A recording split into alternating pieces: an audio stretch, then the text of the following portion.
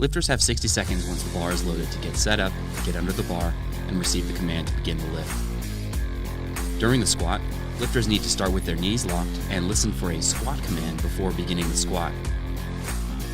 Any movement or wiggling around to get in position is totally acceptable until they receive that squat command. Once they receive the command, they need to descend until the top surface of their legs at the hip is lower than the top of the knees. After that, the rest is simple. Simply stand up with the weight to completion, making sure the knees are locked and you're motionless before receiving the rack command. There are a few common causes for a missed lift.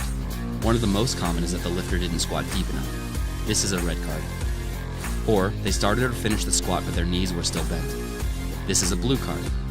The other blue card is for beginning the ascent and double bouncing or descending a second time before completing the lift. Everything else is a yellow card, including losing balance and taking a step, racking the bar too early before receiving the rack command or beginning the squat too early, or intentionally using their elbows to leverage off their legs. Now you know the rules of the squat.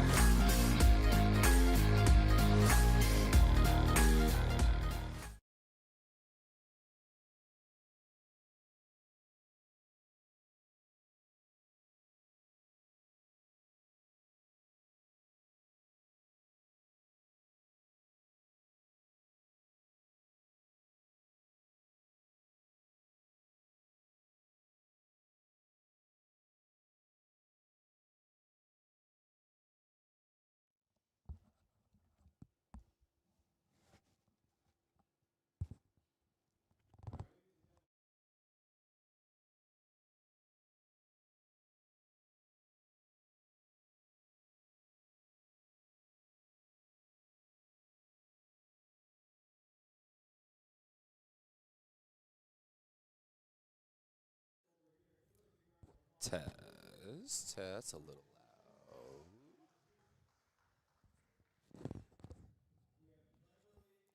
Does it sound okay? Can you hear me okay?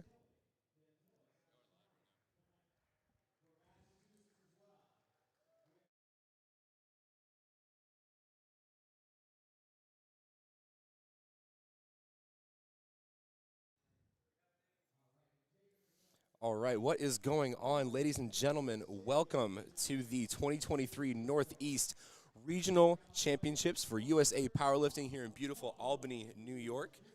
We are joined, well, first we want to give a quick shout out to all of our sponsors that have helped put on this meet today. We've got 110%. We've got PSB Productions that are going to be in charge of our live stream and our video for today. Lifting Cast, Bent Bar Powerlifting, White Toe Lifting Co., and then Kev Drew Productions. They're going to be doing all of the photography and videography for this meet today. And we're going to give a quick second to introduce ourselves. My name is Nick Stevens, a.k.a. Gainendorf. On the track, y'all know me. If y'all have seen me around, y'all recognize the voice. Good to see you back on the stream. And I'm joined by the one and the only. I'm Jackie Malater. I commentated Midwest Regionals, and some of you might know me as Pizza Princess. Pizza Princess. I know you that is now. I'll only call you that for the rest of the day. Alrighty, so we are just getting ready to get our action started here. We probably got another, well, actually, as of right now, Platform 1 is locked and loaded and ready to go. So they're going to finish introducing our referees, and we are going to get the party started over on Platform 1.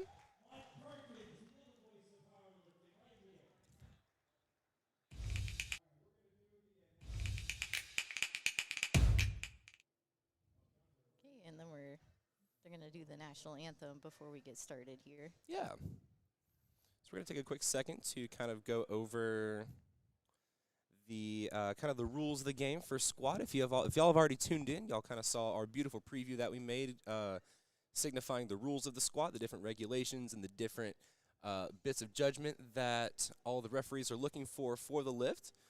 The primary thing I think with our squat that we're looking for is going to be depth. I think that's going to be the big call that we're going to miss for a lot of our lifters. If we do see them, I mean, it's the most common infraction given. Yeah, and sometimes it's a little bit hard to see it from this live stream angle, but I think we might have some side angle replays. Yeah, absolutely. So if y'all are watching, you're gonna get a sneak preview of the side view. What? This is brand new, folks. We got y'all a side view. So this will be a great, actually, this is a perfect like angle to see depth, especially from the viewpoint of the rear judge. So that'll be great. When I'm reffing, I typically want to put my seat back there so that I can see through the spotters and loaders and see where that hip crease is. Yeah. Yeah. And y'all are going to be listening to our voices all day. So let's tell you a little bit about ourselves. You start. A little Tell bit us a bit about me. Jackie. Okay, well, I've been powerlifting for about 3 years now, and about a year ago, I decided to become a referee and start directing meets. So I kind of just jumped into powerlifting. But when I'm not powerlifting, I'm a PhD student in electrical engineering. So that's the two things I do with my life. That's crazy. Yeah, I know post-grad can kind of become your entire identity. Yeah. How about you, Nick? Yeah. So, hi guys, I'm Nick. Been powerlifting and been in the powerlifting realm for probably 7, 8 years now. Competed my first meet in 2017 and never looked back. Been commentating for about 3 years now. Am a USAPL club certified coach, and I'm not in school, so that's about it. That's good. Life is better when you're not in school. That's right, that's right. Now, ladies and gentlemen, if y'all can hear kind of the backdrop behind us, you know that voice, and you might see him on camera here a couple times. That's the one and only Gino, Beyond Cherry, Gino Powerlifting. He's going to be the one doing. Gino? That is Gino. Oh, Yep. man. He's going to be doing a lot of our emceeing today. Oh, yep. I saw the fancy pants he always wears. Yep. You know Gino's in town when you see the fancy pants and you hear Kickstart My Heart. And we have got our action started, ladies and gents. So we have Miss Tammy Allen over on platform 1. She's going to take 47.5 kilos. All right, so it looks like she maybe missed the command, but she didn't let it phase her. She's going to finish out that lift anyways.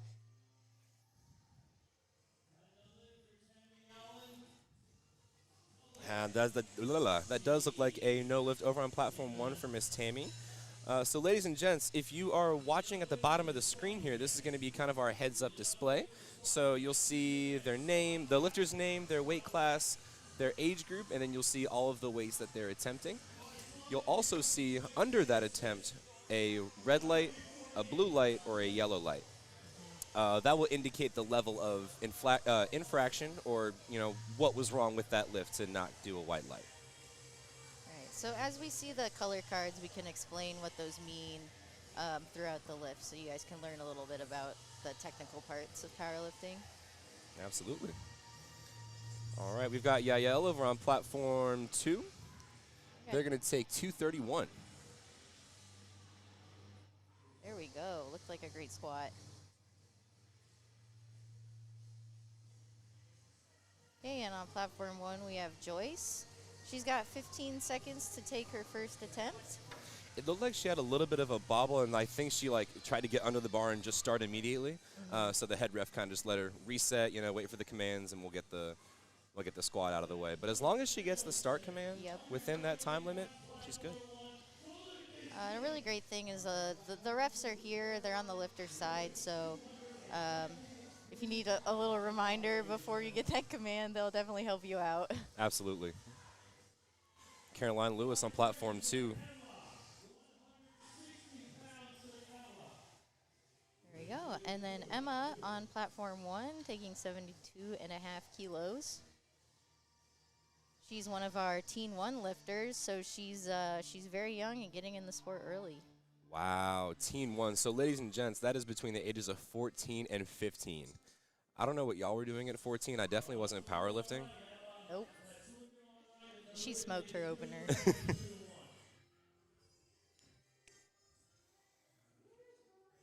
All right, here comes Elijah on platform 2.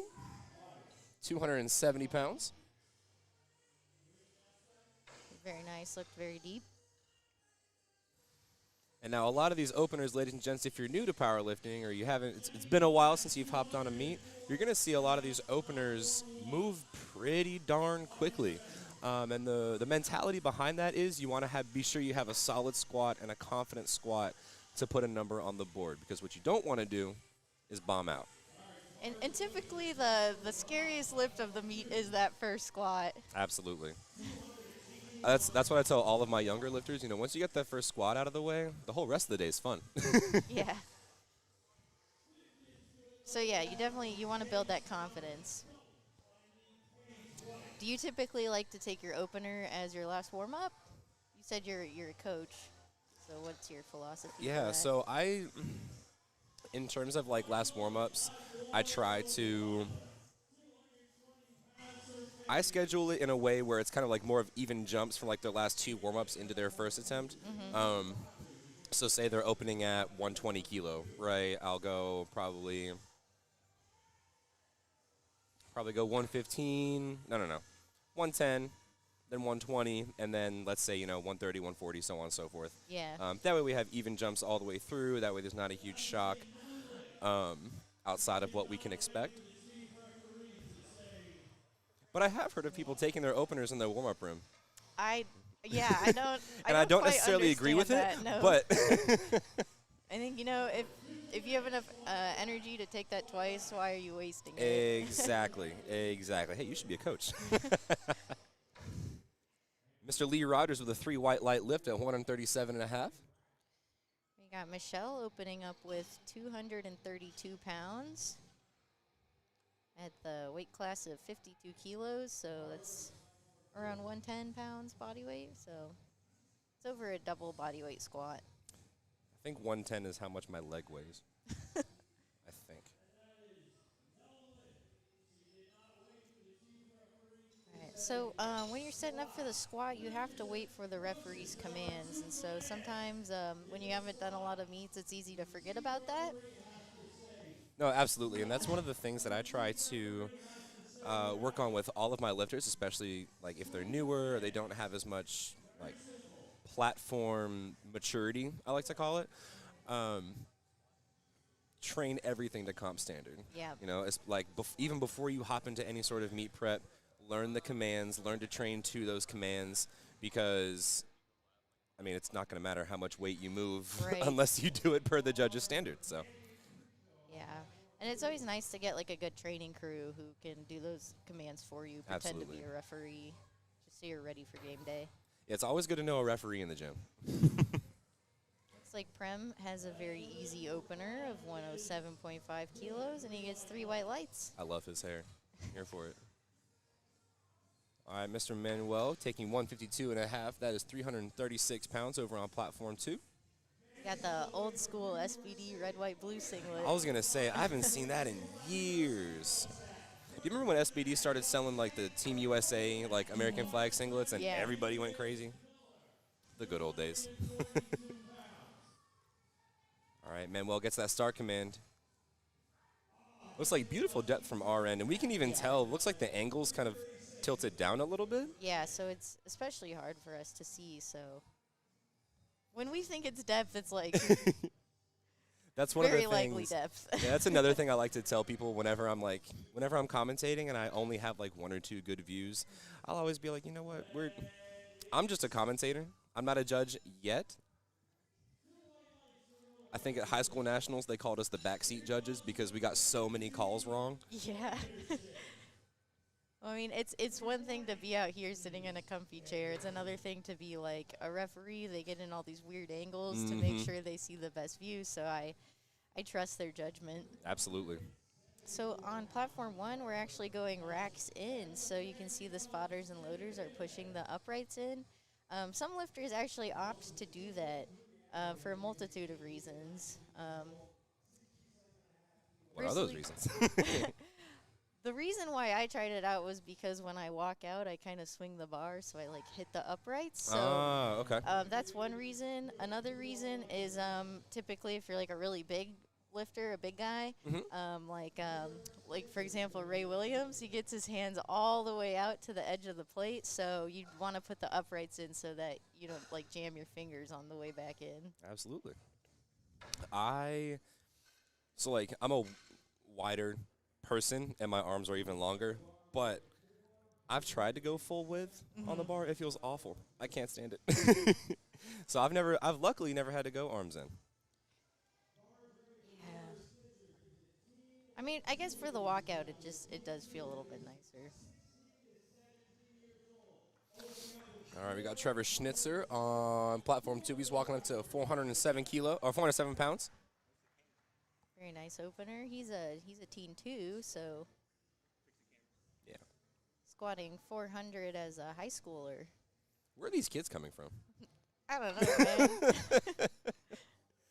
But I love to see it. I know. I have 11 lifters under me right now, and I want to say like 6 of them are junior or under, which is a lot. It is a lot. It's basically like running a summer camp, but But I mean, the potential to like grow younger lifters into like elite athletes is absolutely. very exciting. Absolutely. Okay, on platform 1, we're waiting for Mackenzie Anderson. Here she comes. She'll be taking 112 and a half. I think that's just shy of 250 pounds. That is, yeah, 248. Wow, you don't even need the numbers to know what weight it is. That's crazy. I know everything up to like 450 pounds, and then like Valid. anything over that, I'm like, that's a lot of weight. Valid. All right, Colin Murillo with the beautiful Team Brazil singlet, the Brazilian national singlet. I love that. Wow, that is a really nice looking singlet. It's rare you see world level singlets at like at the state regional level. I love it. How'd they get their hands on that? Well, I think there's some like black market trade of singlets. Ah, okay. Either that or he competed in Brazil as a world's lifter. Hey, either or.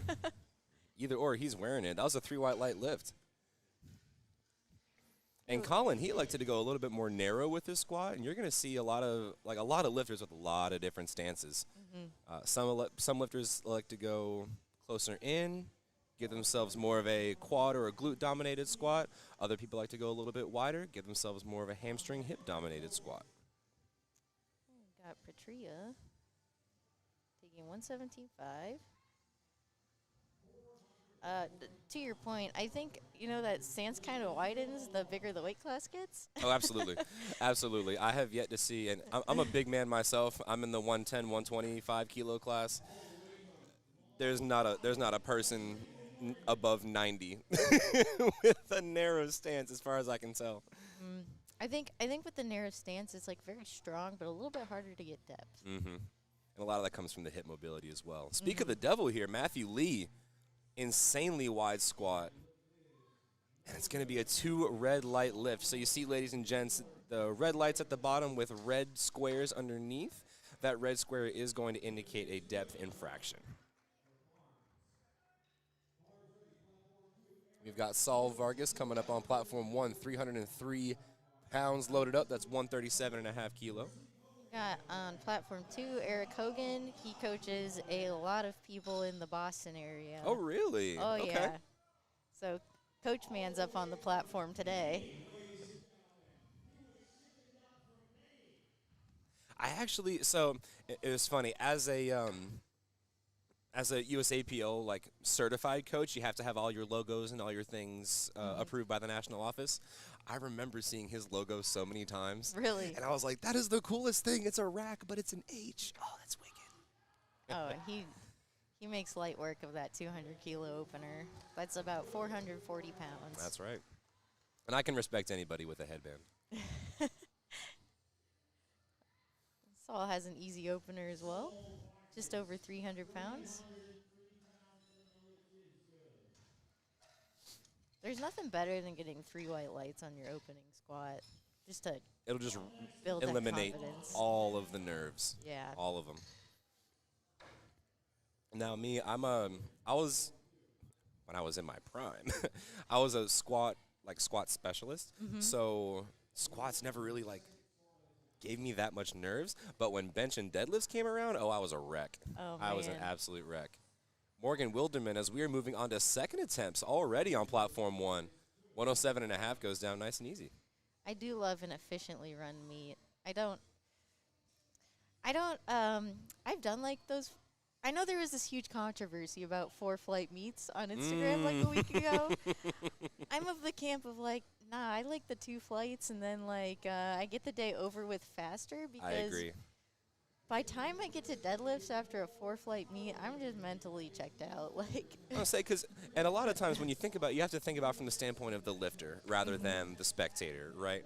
Obviously, we're trying to get powerlifting to become more of a spectator sport, but ultimately the lifters matter, and ultimately their experience matters more.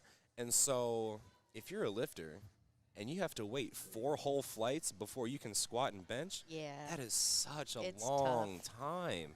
Whereas for me, if I only have to wait, an hour and 15 in between, that's great. That's still plenty of time. We have Tammy on platform 1, and so she went up from her opener. I think she missed on command, so Right. this should be easy work. Now, that's a question I have for you as kind of a referee, kind of on the other side of it. When you have a lifter that, like when you give them a red light and they miss their opener and you see them go up, what do you think they're thinking about? Like, what would motivate them to want to go up rather than staying at that weight? So I've actually seen multiple cases. If they made very easy work of their opener and they go up and it was just like a small technical thing, then I'm like, yeah, that makes sense. Like, don't leave those kilos on the table if you know that you can make that fix. I've also seen people do like kind of a tough opener and miss on like depth, maybe like 2 or 3 inches high, and I'm like, okay, what are you doing? So if you know that you can make those changes and you're very confident, I don't think there's a problem with going up. Absolutely, and a lot of that comes down to having a good coach and having a good handler at your meet. If you don't have either of those, your meet is going to be a lot tougher.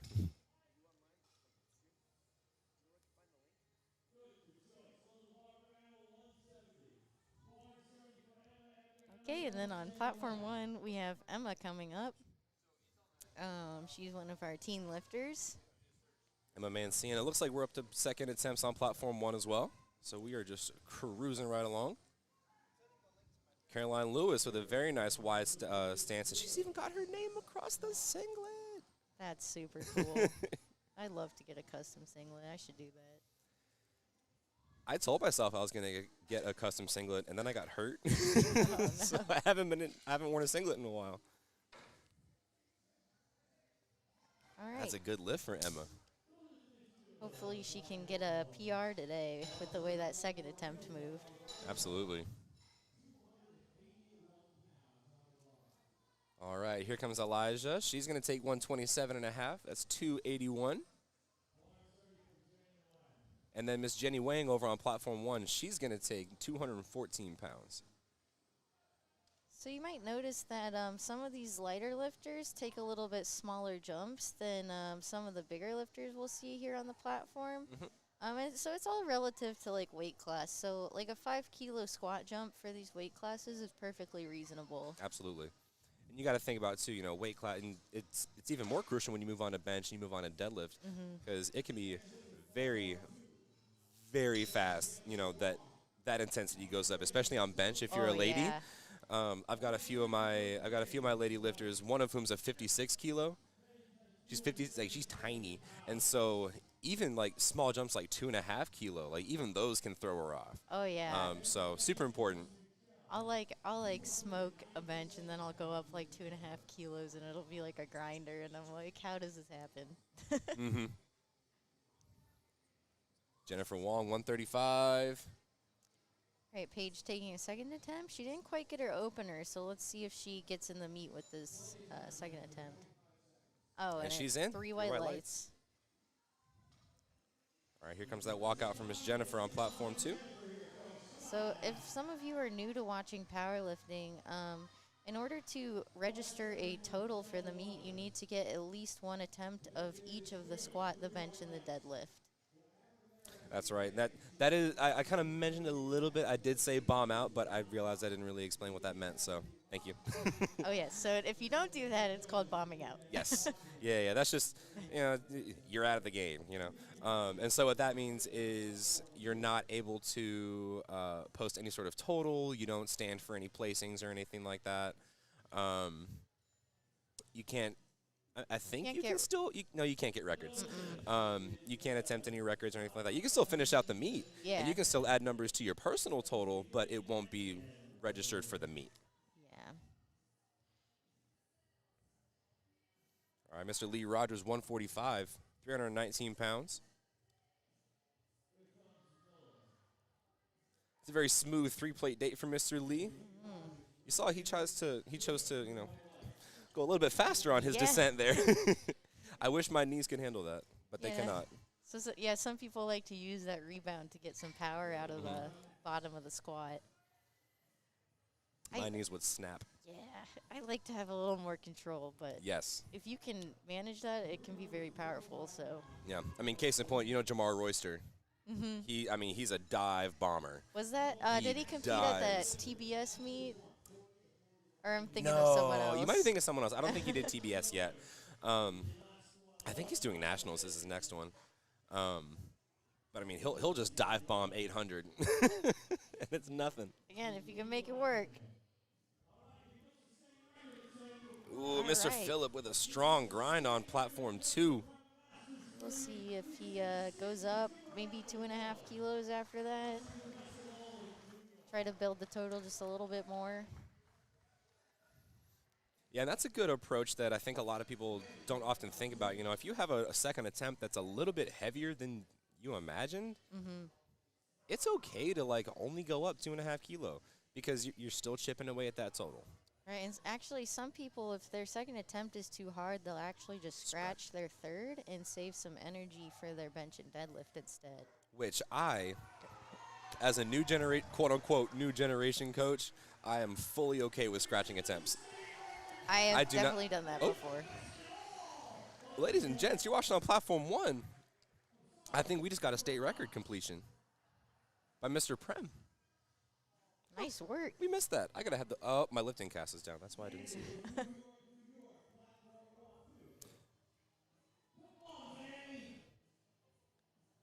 we go. Okay. So it looks like Manuel is having to retry walking out his bar, so that means he didn't get the start command.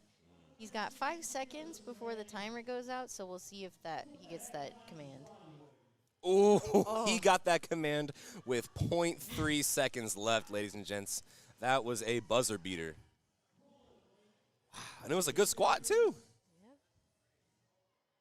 Okay, so the ref's telling him some feedback for the next time he goes out on the platform. And Mackenzie Anderson with a beautiful second attempt at 264. Yep, 264. Now we have Patria coming up on platform 1. I've actually trained with her a couple times. Oh, really? Yeah, she's a very, very strong squatter. Now, this is a hot take. I like to ask all of my co-commentators. Are you partial to squat advantage or deadlift advantage? Because almost nobody has bench advantage. I'm kind of a bench specialist myself. I shouldn't have spoken. But I think deadlift. If you're going to be a specialist, you want to be a deadlift specialist. Because why is that? Because if you're competing and it's neck and neck, and you know that your competitor is not as strong as a deadlifter as you, then you can just lift what you need to win and not have to empty the tank. So you definitely have an advantage there. That's right. All right, Trevor Schnitzer, he is making his way up to the platform now, 185 kilo, 407 pounds. He's going to retake his opening attempt that he missed. I want to say it was... He missed on depth. That's right, because he had the very wide stance. That's right. And this is our teen lifter between the ages of 16 and 17. We've got Morgan Barnes over on platform 1, taking 275. Very strong squat. Oh, wow. Very nice. She's got a little bit higher of a sticking point, but she worked right through it. That might have been one of the more objectively pretty squats I've seen all day. Now, Trevor goes way in. Wait a second. Now, that is surprising. He completely changed his stance up, it looks like, and it didn't pan out. That's still going to be 2 reds. So, if you're new to powerlifting at some of these national level meets, and this kind of qualifies as a national level meet, we have a jury here. So we have another set of judges who are also judging the lifts. And if you get at least one white light, you are allowed to go to the jury table and ask them what they thought of the lift and potentially get it overturned to a good lift. And I've actually seen that happen at Carolina Primetime. There was a lift that was overturned, and we were fortunate enough to have a jury there. So super important if you're a handler or a coach and you see that one of your lifters might have had a bad call, super important to go over there and at least check it out because it can't hurt. Yeah. Right? The least they can say is no. So what you do is you put like $100 down on the table, but if your request was reasonable, you almost always get your money back. Right. Colin Murillo with a very narrow stance, very dive bomb squat, but I like it and it works for him. Yeah, 210 kilos at 67 and a half. That's pretty crazy. Impressive. Kenny Wong, he's going to retake 170. That's 374 pounds. He comes up to the bar now. I feel like a lot of people on Platform 1 have missed their openers, and I'm not sure why. I want to say, first squat jitters. It could just be coincidence, yeah. Either that or, because we're at the regional we're at the regional level, so all these lifters would have had to have done a meet before and posted a total. So Right. there is some sort of experience that has to come into play here. That's right. And sometimes at local meets, you don't have to have national level judges there. So sometimes the caliber of judging is a little bit more difficult at national level meets. That's absolutely right. But that's why I think it's a great thing. If you're thinking about doing nationals someday, you should definitely do a test run at like regionals. Absolutely. For refereeing or just in general? Just to get used to the kind of standard of judging. Oh that yeah, is absolutely. At a national level. Yeah. Eric Hogan with a beautiful 3 white light second attempt. We're going to move on to Matthew Lee. That's 473 pounds. And Miss Tammy Allen, she's going to start off our third attempts, folks. We're already into our third attempts on squat for our first flight on Platform 1. So Tammy is a Masters 5 lifter. So she's in well, I'll let you look that up. She is between I feel the rude ages. saying the age. I'm not going to look up her age. We just know that you're never too old and you're never too young. I'm like, I always try to get my mom to do strength training, and I'm like, listen, I see people who are almost in their 90s. Right. And that's a good lift, ladies and Yeah. gents. Miss Tammy with a 2 white light lift. Wonderful, wonderful job. Gets the Gino hand raised. Aw, so adorable. And now I was wrong. Matthew Lee was the one with the very wide stance that missed on depth. So I was wrong. All right, let's see if he can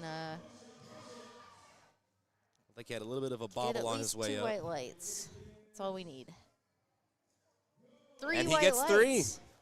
He is in the meet, ladies and gents, and he's going to round out our second attempts. We're going to move on to Miss Morgan Wilderman. She's got 112 and a half, 248 pounds. And we have Joyce taking 77 and a half kilos. She's a Masters 3 lifter. I almost like seeing masters and teens and juniors almost more than the open. I love to see it. I always talk about this. I think powerlifting is a good sport for all types of people in all different walks of life. Absolutely.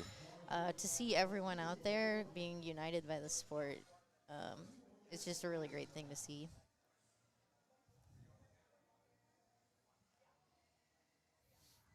And then we have Emma coming out. She's our Teen 1 lifter, and she's going to take 82 and a half kilos. So that's somewhere in the realm of like 170 pounds. 181. 181, my bad.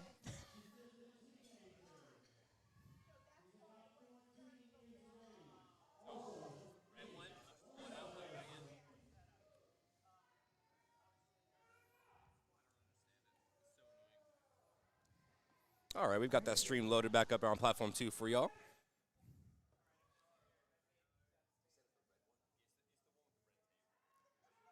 All right, Emma has a very beautiful looking squat. I saw a little smile at the end, so she's happy about that.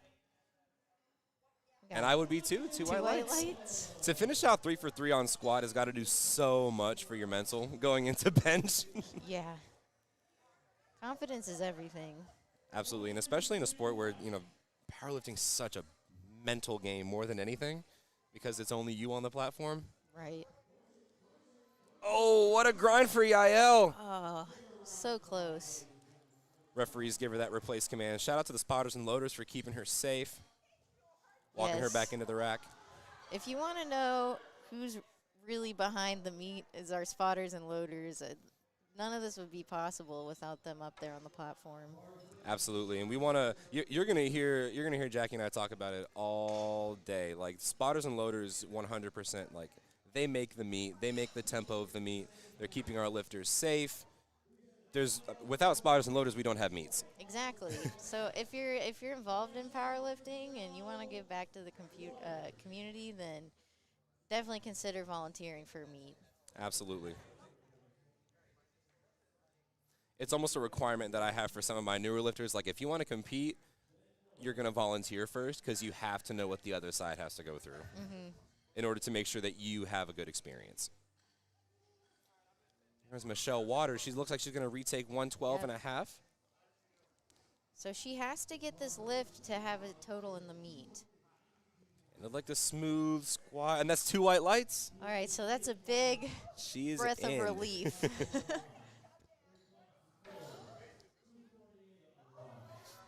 All right, so far, no one's had to bomb out. Where's the wood? I'm gonna knock on wood. So far, no one's had any issues. Everyone's been able to pull out and at least get 1 squat on the board. Elijah taking 132.5 kilos here on platform 2. Ooh, that might have been a little bit high.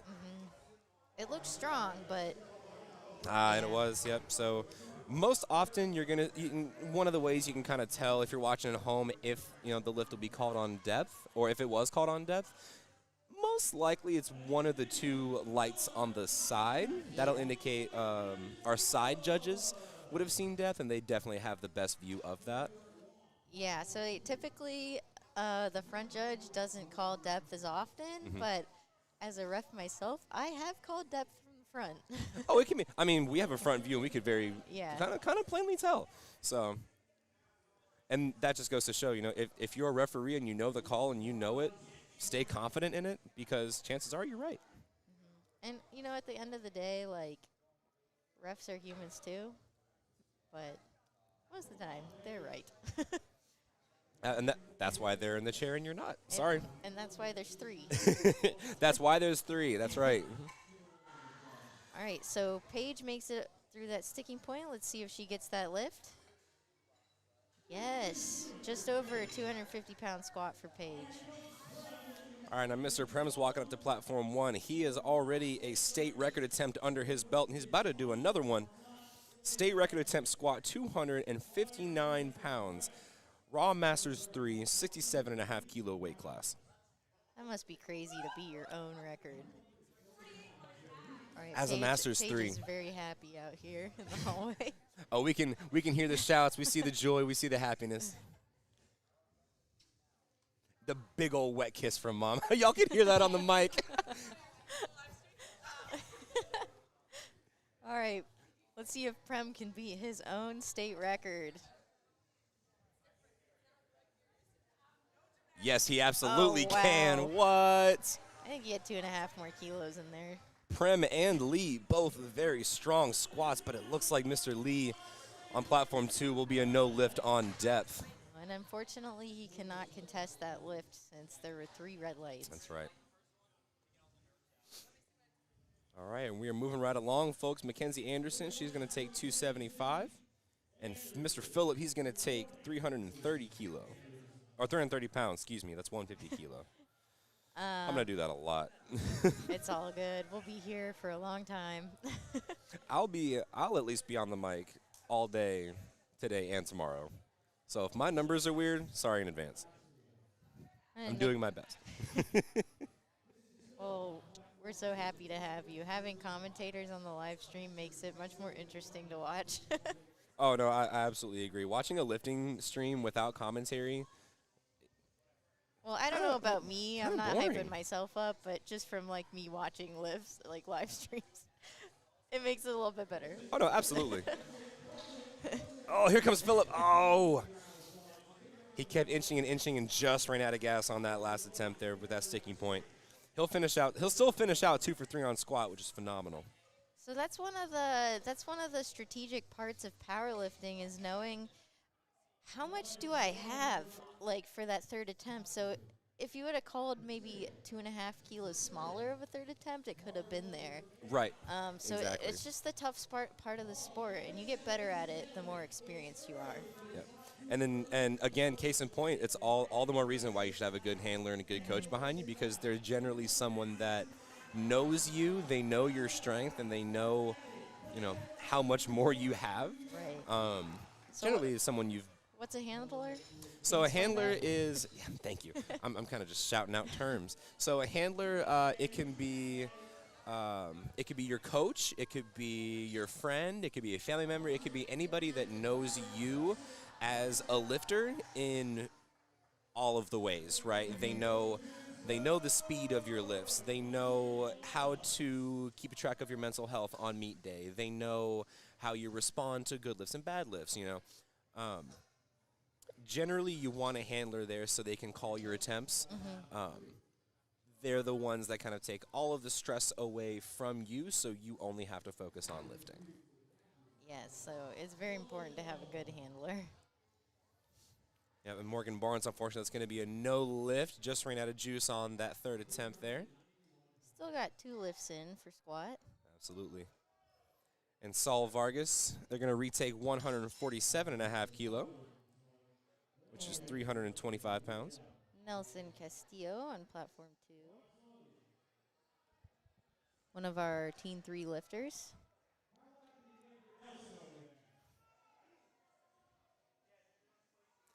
Very smooth and controlled descent. Can he inch his way up? Oh, Yes, wow. he can.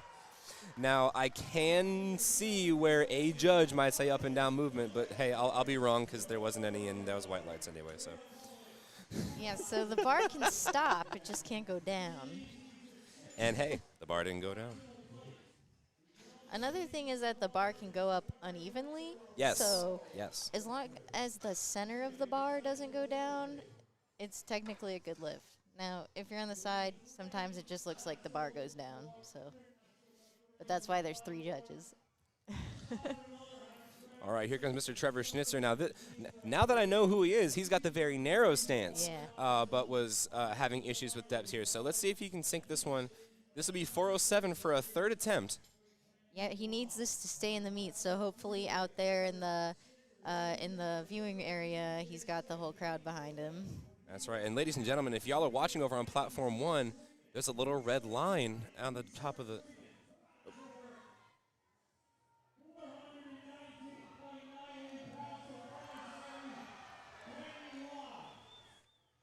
Oh, dang it. We just missed it. squat. Oh, the plane. And But hey, he he's in the gets meet.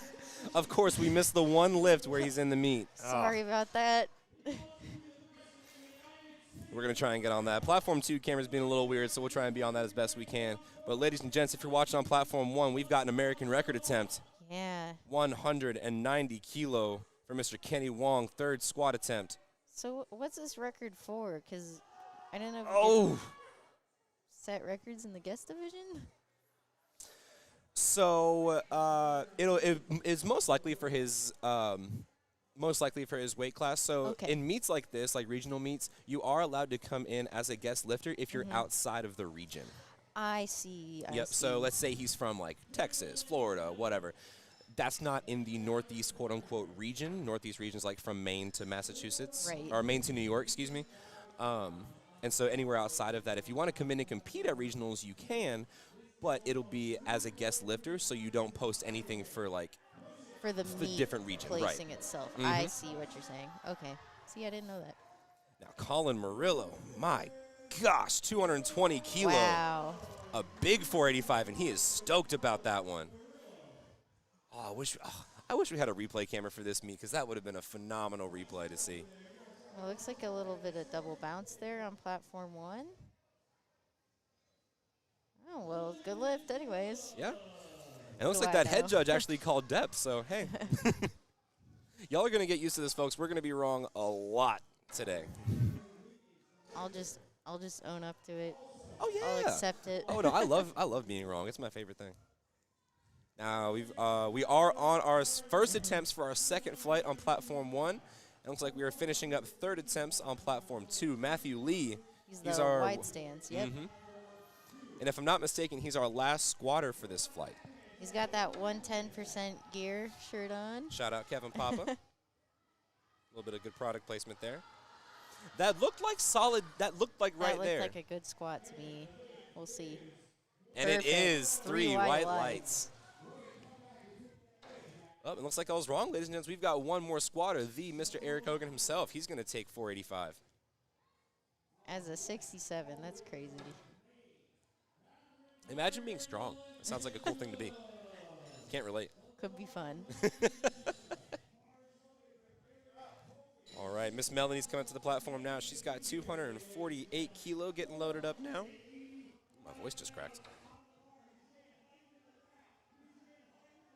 So I really like that we're having all sorts of different age classes and weight classes competing together.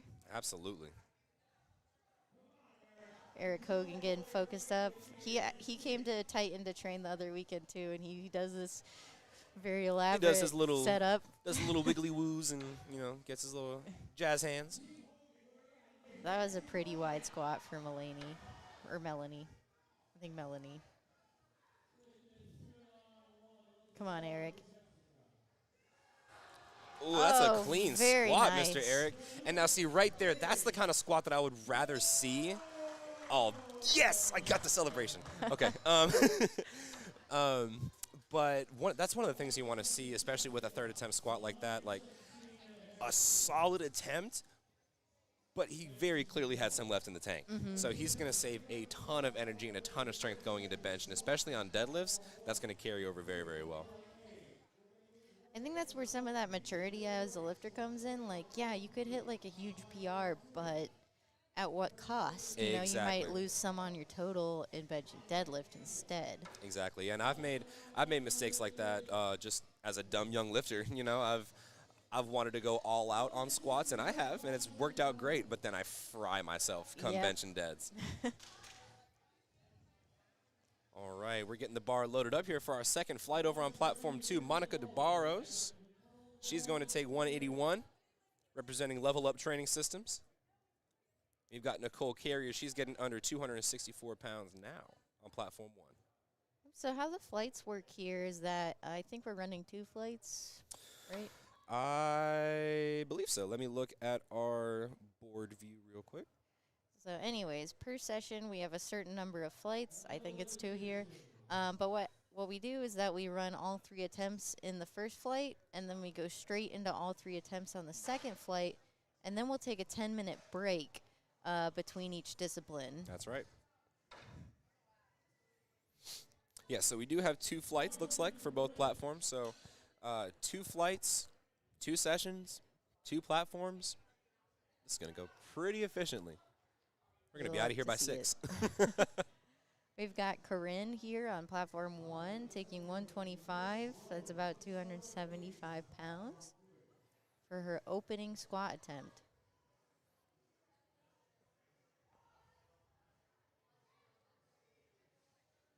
Not sure what's happening on here, platform 2, but Looks like Monica's having a little bit of an issue with kind of the height of the. Oh, so she's saying she wanted one of the arms in on one side. Okay. Well, that might be an adjustment that she might not have put in at the beginning. So either that, or she'll probably adjust it for her next attempt. but the timer's not going off, so I'm not sure what's. Like, her timer's not running either. Yeah, so she's okay. Now, Alexa Mendoza, her timer is going. She's heading up to the platform. 275, high bar stance. You know, some of the best powerlifters in the world squat high bars. They are. They do. That was fast. Like, Alexa came up fast with it. I'm not sure. Blue card usually means you have, like, soft knees or double bounce, so I'm not sure what happened on that squat. It might have been soft knees because she just did the squat that quickly and came up and she might have bounced it a little bit and then got the rack command, so that might have been what that judge was seeing. Oh, okay. Well, in that case, I would still go up for my second attempt. Oh, absolutely, yeah. Because in that case, the weight was too easy. Exactly. No sweat, just make the change on that second attempt, and she'll be good. That's right. And ladies and gents, we are on YouTube right now. So if y'all are in the chat and y'all are watching, give us a shout out. Let us know who you're watching, where you're watching from, who you want us to shout out. We love to let our people and love to let our lifters know that they're being shouted out all across the country. Ooh, okay, so we are moving on to platform 1. I'm going to give some of these chat shout outs real quick. This is good. I like this. Dude, I'm here for it. Got a lot of shout outs for Jess.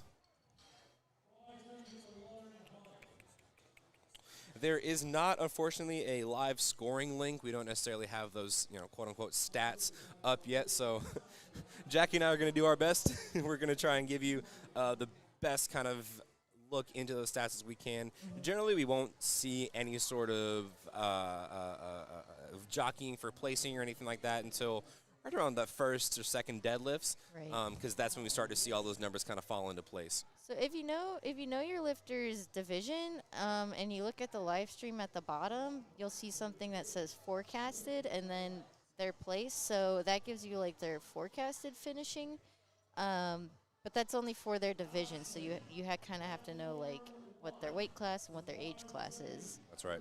Another thing is that sometimes I do this. I actually have YouTube up in one window, and then I have LiftingCast up in another window. If you go to liftingcast.com, it also has the entire scoreboard for the entire meet pulled up. That's right. So Yeah, liftingcast.com. That's what we're looking at. Yep. Ashley Raposa with a beautiful opener at 308. Very Three nice. white lights. And Tanya taking 102.5. That's about 2-plate date, right? That's exactly a 2-plate date. That's right. 3 white lights. Beautiful opening attempts on platforms 1 and 2 for our ladies. We're going to move on to Miss Samantha on platform 1 and Natasha on platform 2. Natasha's a teen 2 lifter, and Samantha's a junior lifter. So junior is 20 to 23, right? Yes. Yes. I miss my days in the junior class. Life was so easy. I was in it for like a year, and then I aged out. Oh, hi, Destiny. I didn't even see you in the chat. Hey. Yeah, you're supposed to be here commentating with me. You're supposed to be here commentating with me tomorrow, so kind of sad. Oh, well, we'll be all right. All right, so it looks like Samantha misses on depth. So if she can sink it just a little bit more, she'll be good. And now Miss Natasha, no sleeves, no wraps, no problem. Oh, that was so easy. So 220 was very clearly play weight for her. She looks unamused by that weight. She's like, all right, let's load that bar up. And I feel like she's going to be one of those unamused lifters all day. She's going to bury a squat and be like, okay. That was easy. It's Tuesday. Katie's taking 150 for her opener. That's about 330 pounds. That's a 67.5. That's a very strong squat.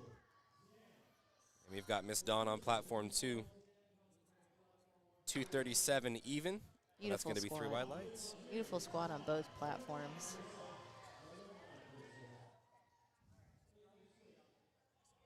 Now we have Iris Espinosa on platform 2. She's taking 107.5. That's 237 pounds.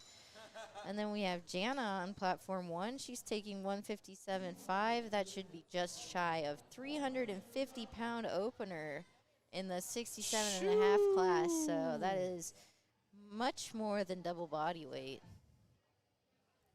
Hey, Iris, you're strong. These ladies aren't playing around today. I love Iris's hair.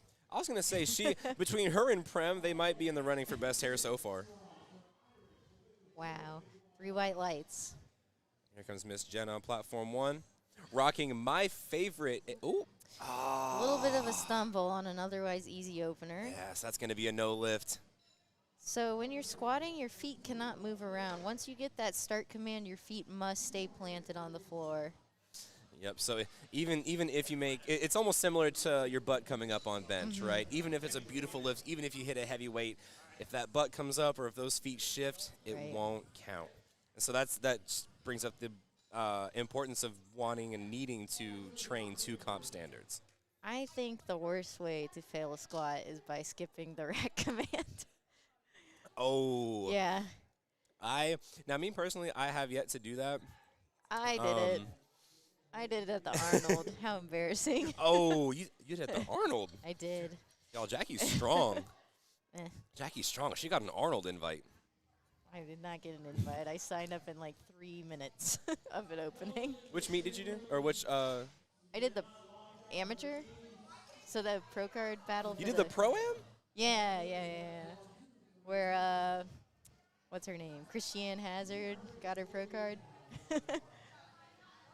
Not my best day, but it was still I was fun. watching that meet, like, in my jammies eating cereal that morning. I'm sorry, I didn't recognize you. I feel awful. I'm so sorry. That's okay. It was not my best day. Because you competed with, like, Lorenzo Barnes and Mhm. all the. I actually trained with Lorenzo.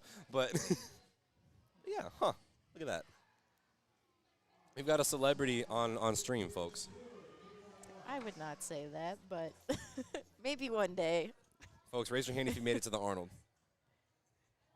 I cannot raise my hand. So, clearly. Catherine makes easy work of 115 for her second attempt. Very nice lift.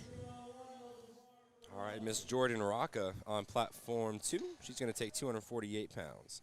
Jordan lifts with me at Titan Barbell in Stoneham, Massachusetts. We have a great group of lifters there. Probably the best training partners I've ever had. That's awesome.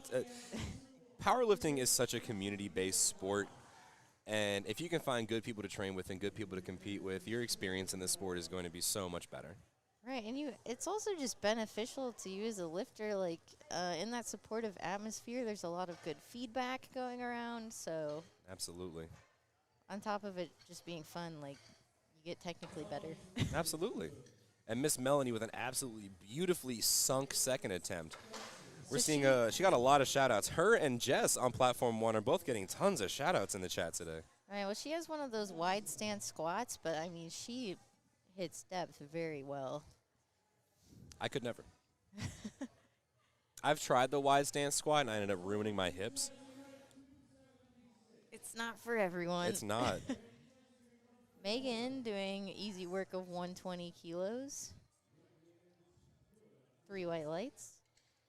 And Jessica, she's taking 275 for her second attempt. All right, up on platform 2. I do not want to. I apologize in advance if I pronounce your name wrong. It is not my intent. However, I will do the best I can. Miss Jata is coming up on platform 2, 122.5, 270 pounds. Hey, if we're butchering that and you're watching the live stream, feel free to correct us. Absolutely, yeah. And like that's my thing. Like, we don't get like a phonetic spelling or anything like that. So we're just doing our best.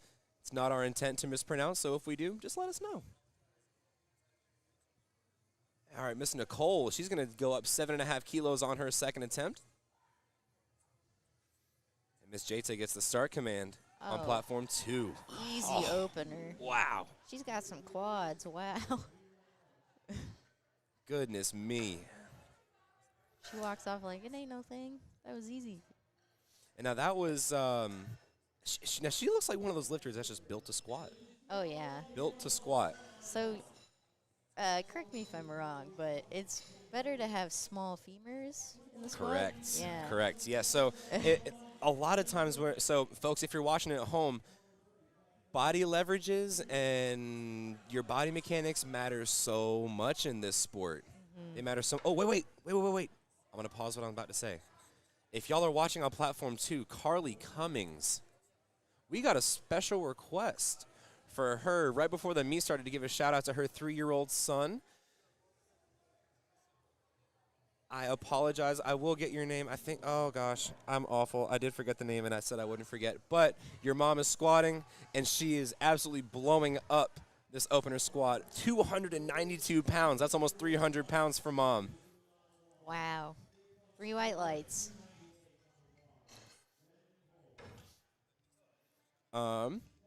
These ladies are just killing it. I know, on they're just platform going and going 1 and two going. Today. What was I talking about? I'm sorry. I said I wouldn't forget. Leverages. Yes, yes, leverages. Thank you. So leverages absolutely matter. So if you're squatting, in terms of the squat, it's much more beneficial if you've got, shorter femurs, kind of a longer torso. That way you have, less of a distance to go down, right? For the deadlift, it's almost the exact opposite. You want really, really long legs, long femurs, long arms, short torso, so you have less distance to pull up, right? Yep. So it really just depends, you know, what you'll be the best at with what your body will allow. Yeah, so I mean, like if you're really good at one lift, sometimes it makes your, for example, if you have really long arms for deadlift, then your bench suffers a little bit because of it. And that's kind of where the meme comes in, you know, deadlift specialists or, you know, the super long arms, super lanky, but, you know, they can't bench too much and squat is tough. So, but everybody's different. There are some people like me, for example. I've got really, really long femurs and a really short torso. I suck at deadlifts, but I'm great at squat. Yeah. So there is no one size fits all for powerlifting. It's just patterns that we notice. Absolutely. In much the same way, you know, you look at distance runners, you know, they have much smaller calves. You look at gymnasts, you know, they're built for their sport, very small, very compact, so just a matter of what you're best at. Yeah, Monica taking a 92.5. Looks like her rack was good this time, set up properly. So it looked like she was asking for one of the arms to be moved in, but it didn't look like they were. And that, unfortunately, also is a no lift on depth, so she's going to have to really dial in for that second attempt. Now, on platform 1, we got 2 white lights, so she's registered to squat for the meet. Yes. I missed her name, unfortunately. But good job. All right. We have Angela and Lauren coming up. Oh, we got the side depth angle for these squats. I'm going to do my best. I am not handling the controls. It's for the best. All right, 2-plate date. Oh, Angela. no question about depth. Oh, that's a perfect angle. Hold on. Wait a minute. Oh, wow. What? This is the best angle for depth I've ever seen. Are you kidding me? Marshall went off. Wow. Wow, ladies and gents, that was phenomenal. Ashley Raposa on platform 1 taking 150. That's 330 kilo. So if you've watched, I'm not sure which regionals Palmetto State Productions have been at, but they've been at a lot of them. So if you've noticed some great streaming quality, well, that's why. Yeah, we've been at Southern, Southeast, and now Northeast. And Midwest. And Midwest. It's a phenomenal squat there for Anna. Here comes Miss Ashley. She gets that walkout. 330 pounds second attempt in the 148-pound class. Looks like a good squat. We'll see if she gets depth. 3 white lights. White lights, that's right. Miss Tanya coming up to platform 2. She's going to take 242. We've got a shout out for her in the chat. She's going to get under the bar now. That's 242-pound squat. And we have Katie coming out for 157.5, just under 350 pounds. She made very easy work of her opener, so I'm sure she'll smoke this. Knock on wood. This is plastic. We need wood. I need something to knock on. All right, here comes Miss Katie on. She's going to walk out 157.5. That's how much? Almost 350. Okay. It might be 350. So a lot. No question on depth there. Can she grind it out? Yes, she can. Point. Very nice. And Miss Dawn on platform 2. She gets the start command. Maybe she can get that 160-kilo third attempt. Is it a good lift? Is it? We're waiting. I guess The we'll suspense never is know. killing me. And it's a good lift. 2-1 for Miss Dawn on platform 2. All right, here comes Jana. She's going to do 162.5. It looks like she missed her opener. She shuffled her feet. Yes, Yeah. yes. So if she can just get them planted, I don't think this will be a hard lift.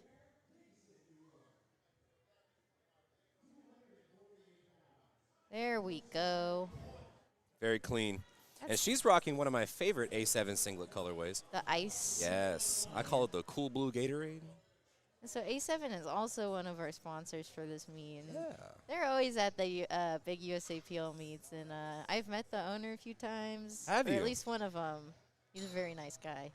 I forget his name, but he's very nice. Very jealous. I was hoping A7 had a table here. That way I could pick up another pair of shorts. But Are the shorts nice? they're so nice. Oh, good. The 360s, they're so nice. I got to get some more lifting stuff. People are like, you always wear the same things. I'm like, So? well, yeah. It's my gym clothes, not a fashion show. Exactly. Miss Kimberly Neville, she's going to retake 92 and a half. And she gets that star command. Very nice on depth. Can she finish out? Yes, she can. Yes. Hopefully that's a good third attempt. Just Oh, no. misses narrowly on depth. So that just goes to show you, folks, even though we've got the nice depth view, we could still be wrong because we're not out there. We do not see what the judges see. Alyssa taking 117 and a half.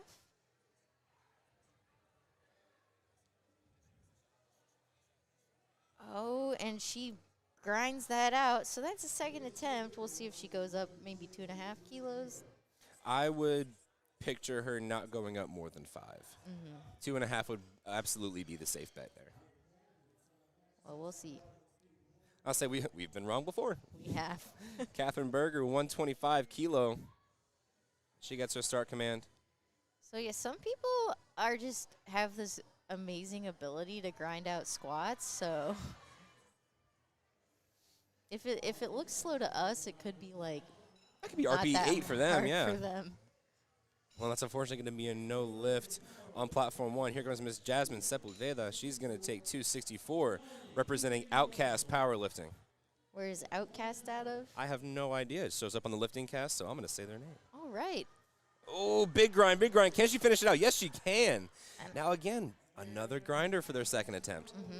But a good lift, so Now, I agree with the left judge there. There was a blue light there, so that means there's either up and down or soft knees. right. I could 100% see how that judge could have seen up and down motion. Now, Very Melanie, Very nice wide stance squat. She looks really happy. And it's a good lift. 221. And Melanie looks like she's very solid on squat. And I feel like this may be wrong, but she might be a solid deadlifter. Yeah, Might be a solid deadlifter. I'm going to go with she probably pulls sumo. All right, Miss Jordan Rocca, 264 pounds, representing my favorite SBD colorway. So Jordan is a Team Hogan athlete. We saw Eric take 220 kilos earlier. Let's see if Jordan can get that. Very easy. 3 Three white white lights. And Jinx. Jessica taking 130. And she gets it. And I think that was a very good attempt call for Jordan. It looked hard, but it didn't look like she totally just fried her back out for Right. bench and deadlift.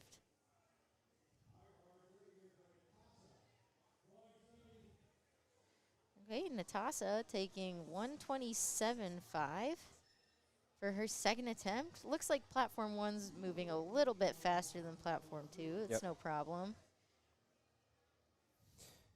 As long as it's not a whole flight ahead, we're golden. So Natasha went up 20 kilos Whoa. from her first to second attempt. I thought I saw that, but I wasn't going to say anything.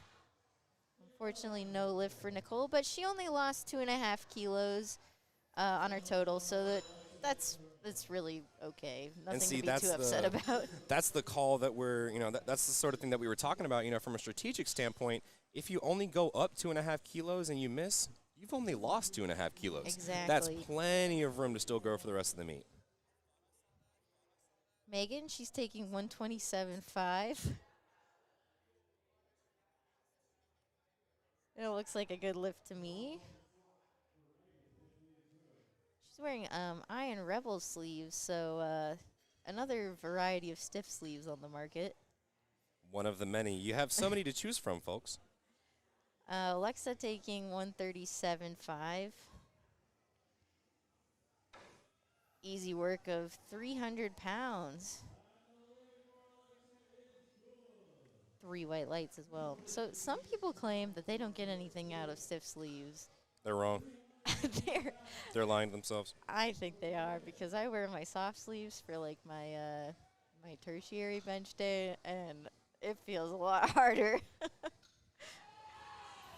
Ooh, Jatsa with a beautiful second attempt at 130. That looked crispy. Like, something about that looked very controlled, very confident on the platform. That shows a lot of maturity there. It was a good squat. I'm seeing a lot of good squats I'm here saying, today. our ladies are not messing around.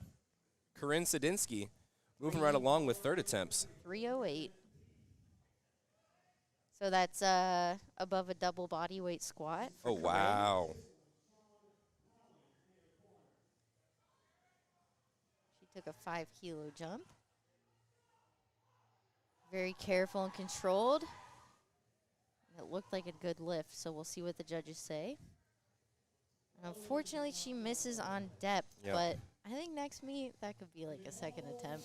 Absolutely. And, I mean, just by judging how quickly her second attempt moved. All right, here comes Miss Carly Cummings, and we have confirmation.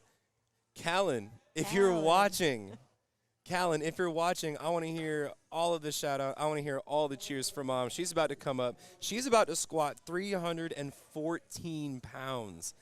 That is 3 big plates that your mom is about to squat. This is going to be absolutely massive.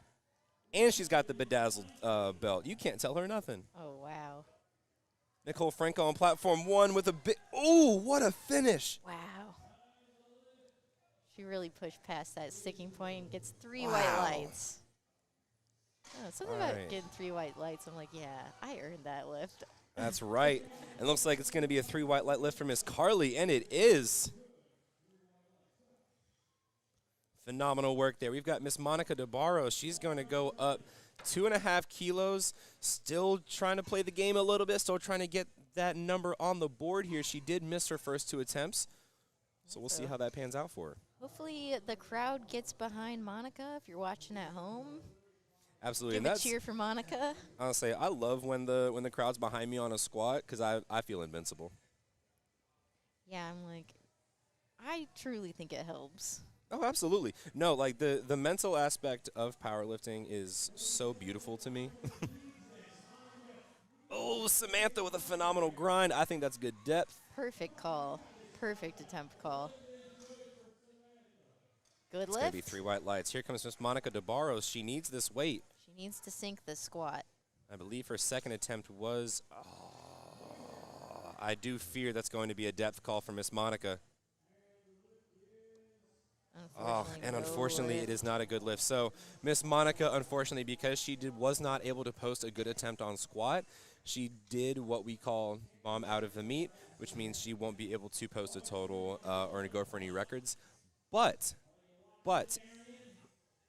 in cases like that, I still would complete the meet. Yeah. Because, I mean, It's good experience. that, and you've prepped for a whole meet. Yeah. Like, you've prepped for, you haven't just prepped for one lift. So if you can finish out and have a strong day, you come back knowing, okay, I've got some things to work on with squat. Yeah, so if anything, like, it's information to learn from. Absolutely. So unfortunately, no lift for Angela. One of our other sleeveless squatters here today. You ladies are bold. Yeah, Y'all are bold. my knees would cry. My knees are actively crying for you. Ashley's taking 155. So that's in the 340s. So that's a big squat for 67.5 kilo. That's my weight class, so I'm like, oh yeah, that's a big squat. All right, here comes Miss Ashley. And then Anna Stafford on platform 2, 110 kilo, 242. Very nice. Oh, wow. Oh, no! Unfortunately, the bar rolls off her back, so that's one of the risks you have with low bar squats. Yeah. Yep, so if you come up and you've got a little bit too much bounce on the way back up and that bar starts sliding, Like you don't have a good active shelf on the rear delts. But she stayed with the bar, and I will commend her for that. I'm gonna give it because- to her. That's a good lift in our eyes. Yeah. And you have it a ref counts here. in the gym. But the thing is, if you dump the bar off your back, you risk getting kicked out of the meet. But she did everything she could to keep that bar from dumping onto the floor. Yeah, and that's an important distinction too. You've got people that are like they're halfway up from a squat and they just dump it off their back. Yeah. You know, at that point, There's it's a a difference. massive safety issue, not only for yourself but for the spotters and loaders as well, because Right. you're dropping steel I've on seen them. People lose fingers. Oh, I've seen people break so many things just Yeah. from dumping a squat or anything like that. So, and it's important to note there that she really made all attempts to try and keep that bar on her back. And thankfully, the spotters and loaders were close enough that they were able to catch it. We got a 375-pound squat attempt for Jana. Wait, what? Did I miss that? What? Hey, that's kind of big, yo. That's a big squat. That's 374. Dawn taking 115, just over 250 pounds. Also sleeveless. I was gonna say, y'all have knees of steel. I could never. Here comes Miss Jana. Fortunately misses on depth. Good lift in the gym, though. Good lift in the gym. Absolutely. Now, if you remember Miss Jana, she did miss her opener from a little bit of a misstep, but she came back well for her second. Looks like she's going a 5 kilo jump first to second, and then a 7 kilo jump second to third. All right, we'll see if she can get this. Depth Oh, looked wow. pristine. Oh, no. Unfortunately, a little bit of a hip shift, I think, messed up her center of balance. That, too, yeah. I haven't seen. That's a pretty high sticking point, too. Mm-hmm. That's rare. You don't often see that. Oftentimes, people get stuck grounded right in the middle, but Yeah. again, everybody's different. 264 for Iris. Iris with the cool hair. I was going to say, third attempt moved swimmingly. Three white lights, and she'll finish out 3 for 3 on squat. Let's see if anyone finishes out with the elusive 9 for 9 day. And ladies and gents, if y'all are watching on Platform 1, that is going to complete all of our coverage for squat over on Platform 1. We're going to take a quick 10 minutes while they get set up for bench. Don't go anywhere. Grab you a Capri Sun. Grab you a bagel. We'll see you back in 10 minutes. Do not go anywhere. And if you're still watching on Platform 2, Jackie and I are chilling. We're still here. 264 for Miss Alyssa. I like the blue accent with the shoes and the, oh. So she said, nope. Spotters and loaders, please help me. And see, at that point, for me, that's good for me to know. Like, if I'm going down, yep, nope, I don't got it. Take it. Yep. Because there's no point in wasting energy trying to grind it back up if you're not going to get it. No. And if you know, you just know. And that's energy she just saved for her other lifts. So Absolutely. see the silver lining, you know. Jasmine right. Sepulveda taking 122 and a half. She takes a 2.5 kilo jump trying to get all she can out of squats to build that total. Absolutely. The power braid is in full effect. Oh, wow. Oh, wow. She bottomed out completely on that squat. Depth is no question. No question about depth. And see, so like from a coach standpoint, and because I'm such a squat, like emphatic coach, like I love squat. It's one of the best movements in the world.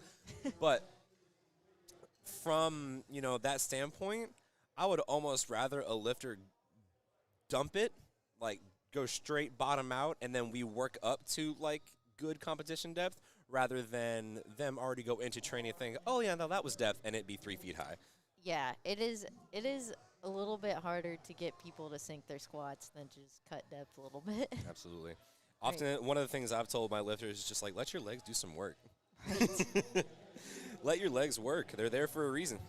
Jordan trying to get that 125 kilo squat. Come on, Jordan. She's got a huge community behind her. Very clean. Again, one of our narrow stancers. And she gets it. She's got the SBD Storm singlet. So that's not a lot of people like the SBD Storm colorway. I love it. I think some it's one of the people coolest can rock colorways. it. Now, you want to know, I'm going to give the biggest hot take y'all have ever heard on the microphone from me. The all-black SBDs, mid. Yeah. Mid. M-I-D with a capital M. They are not that great. I'm calling it right now. Here comes Megan Fenster, 132.5. Good thing they're Two not a, power braids. good thing they're not a sponsor. Yeah, my fault. But the A7 all black singlet. Yes, A7 all black is beautiful. Pete, if you're watching, I'm not upset. And I don't feel sorry. Anyway, Jatsa, 135 kilo, 297 pounds. If I'm not mistaken, we've only got one or two more squatters left on platform That's right. 2. Then we get, well, we don't get a 10-minute break, but you viewers We on get like platform, a 5-minute break. Y'all get a 10-minute break. 135. If I recall correctly, her second moved well. Very, so. very well. Yeah, she's had a very fast opener and second attempt. Oh, wow. And see, that was the squat that is picture perfect. It didn't slow down Yeah. at all. It was slow, but it didn't slow down. That's right. That's an important distinction. She could, like, maintain her form to really use her legs Absolutely. to finish off that squat. Some people pitch forward a little bit, and then it becomes like a good morning. Yep. Then they get too much of the lower back, too much of their hips into it, and then, you know. Now, Miss Natasa, she's going up 10 kilos. A little bit more of a conservative jump from her 20-kilo jump to second attempt. Right. But, I mean, clearly she's strong enough to take it. Wow. So she's only 16 to 17 though, so she's got a bright future. That's what I'm saying. These kids are in high school. High school. Chances are she probably competed at nationals, high school nationals. Oh yeah, because those were on the East Coast. Mm-hmm. Yep, we were there too. That's right. I remember Marshall won. Marshall wins every meet he goes to. If you follow Powell Lifting on Instagram, and he's the mastermind behind PSP Productions, he wins every single meet. He gets a gold medal. He places first in every class. That's right. He has the medals to prove it. Exactly. They're in his office. I can show y'all. Karen All right. Yen taking 145.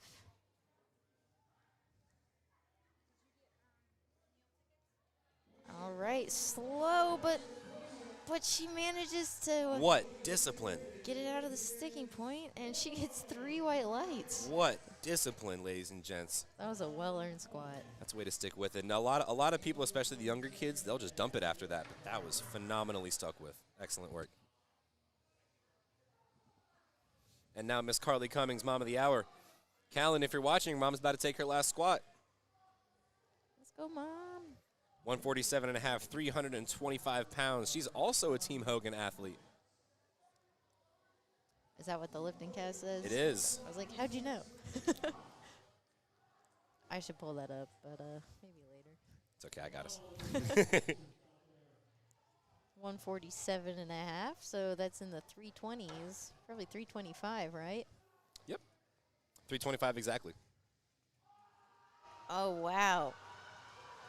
What a She grind grinds from that Miss out. Carly. That was phenomenal.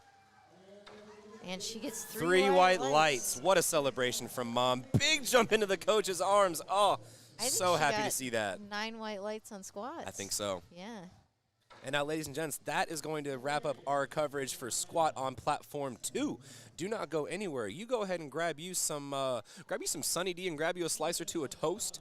It's still breakfast time, so I want to make sure you're all fueled, and we will see you in 10 short minutes. Don't go anywhere.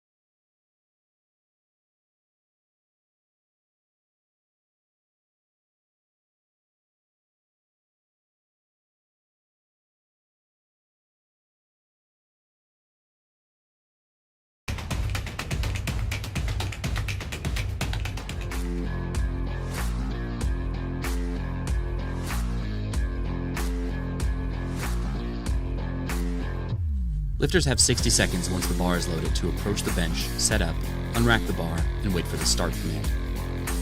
They can take a lift off from the spotting crew, or not, and they can also use bench blocks of various heights that raise their feet if their feet can't touch the ground. Each of 3 referees can give a white or a red light, and lifters need any 2 out of 3 white lights or better for a successful lift. Lifters have to keep their shoulders and butt in continuous contact with the bench pad, and their feet need to be flat on the floor. Once they unrack the bar and are motionless with locked elbows, they'll receive the start command to begin the bench press. They'll lower the bar down to their chest. As soon as the bar is motionless on their chest, they'll receive a press command, where they can fire the bar back up toward lockout. Once their elbows are locked and they're demonstrating control of the bar, they get one last command, a rack command, and the lift is done. The bench press is highly technical, and there are more reasons for a missed lift. A red card is given if the athlete never gets the bar down to their chest. A blue card is given if there is downward movement in the hole of the bar while they're trying to press the bar, or if they have bent elbows at the start or finish of the lift. The yellow card is given for heaving or sinking the bar after the press command, accidentally starting before the start command, pressing before the press command, or racking before the rack command. Yellow cards are also given if your butt comes off the bench, your feet come off the floor, or if you use your feet to anchor against the bench or bench supports. These are the rules of the bench press.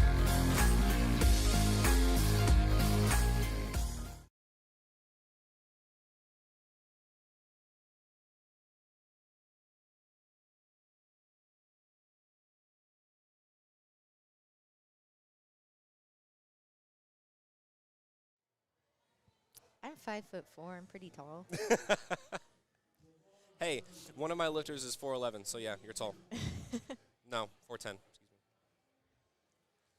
All right, Miss Joyce Eggleston getting under 37.5, that's 82.5. And then Miss Morgan Wilderman,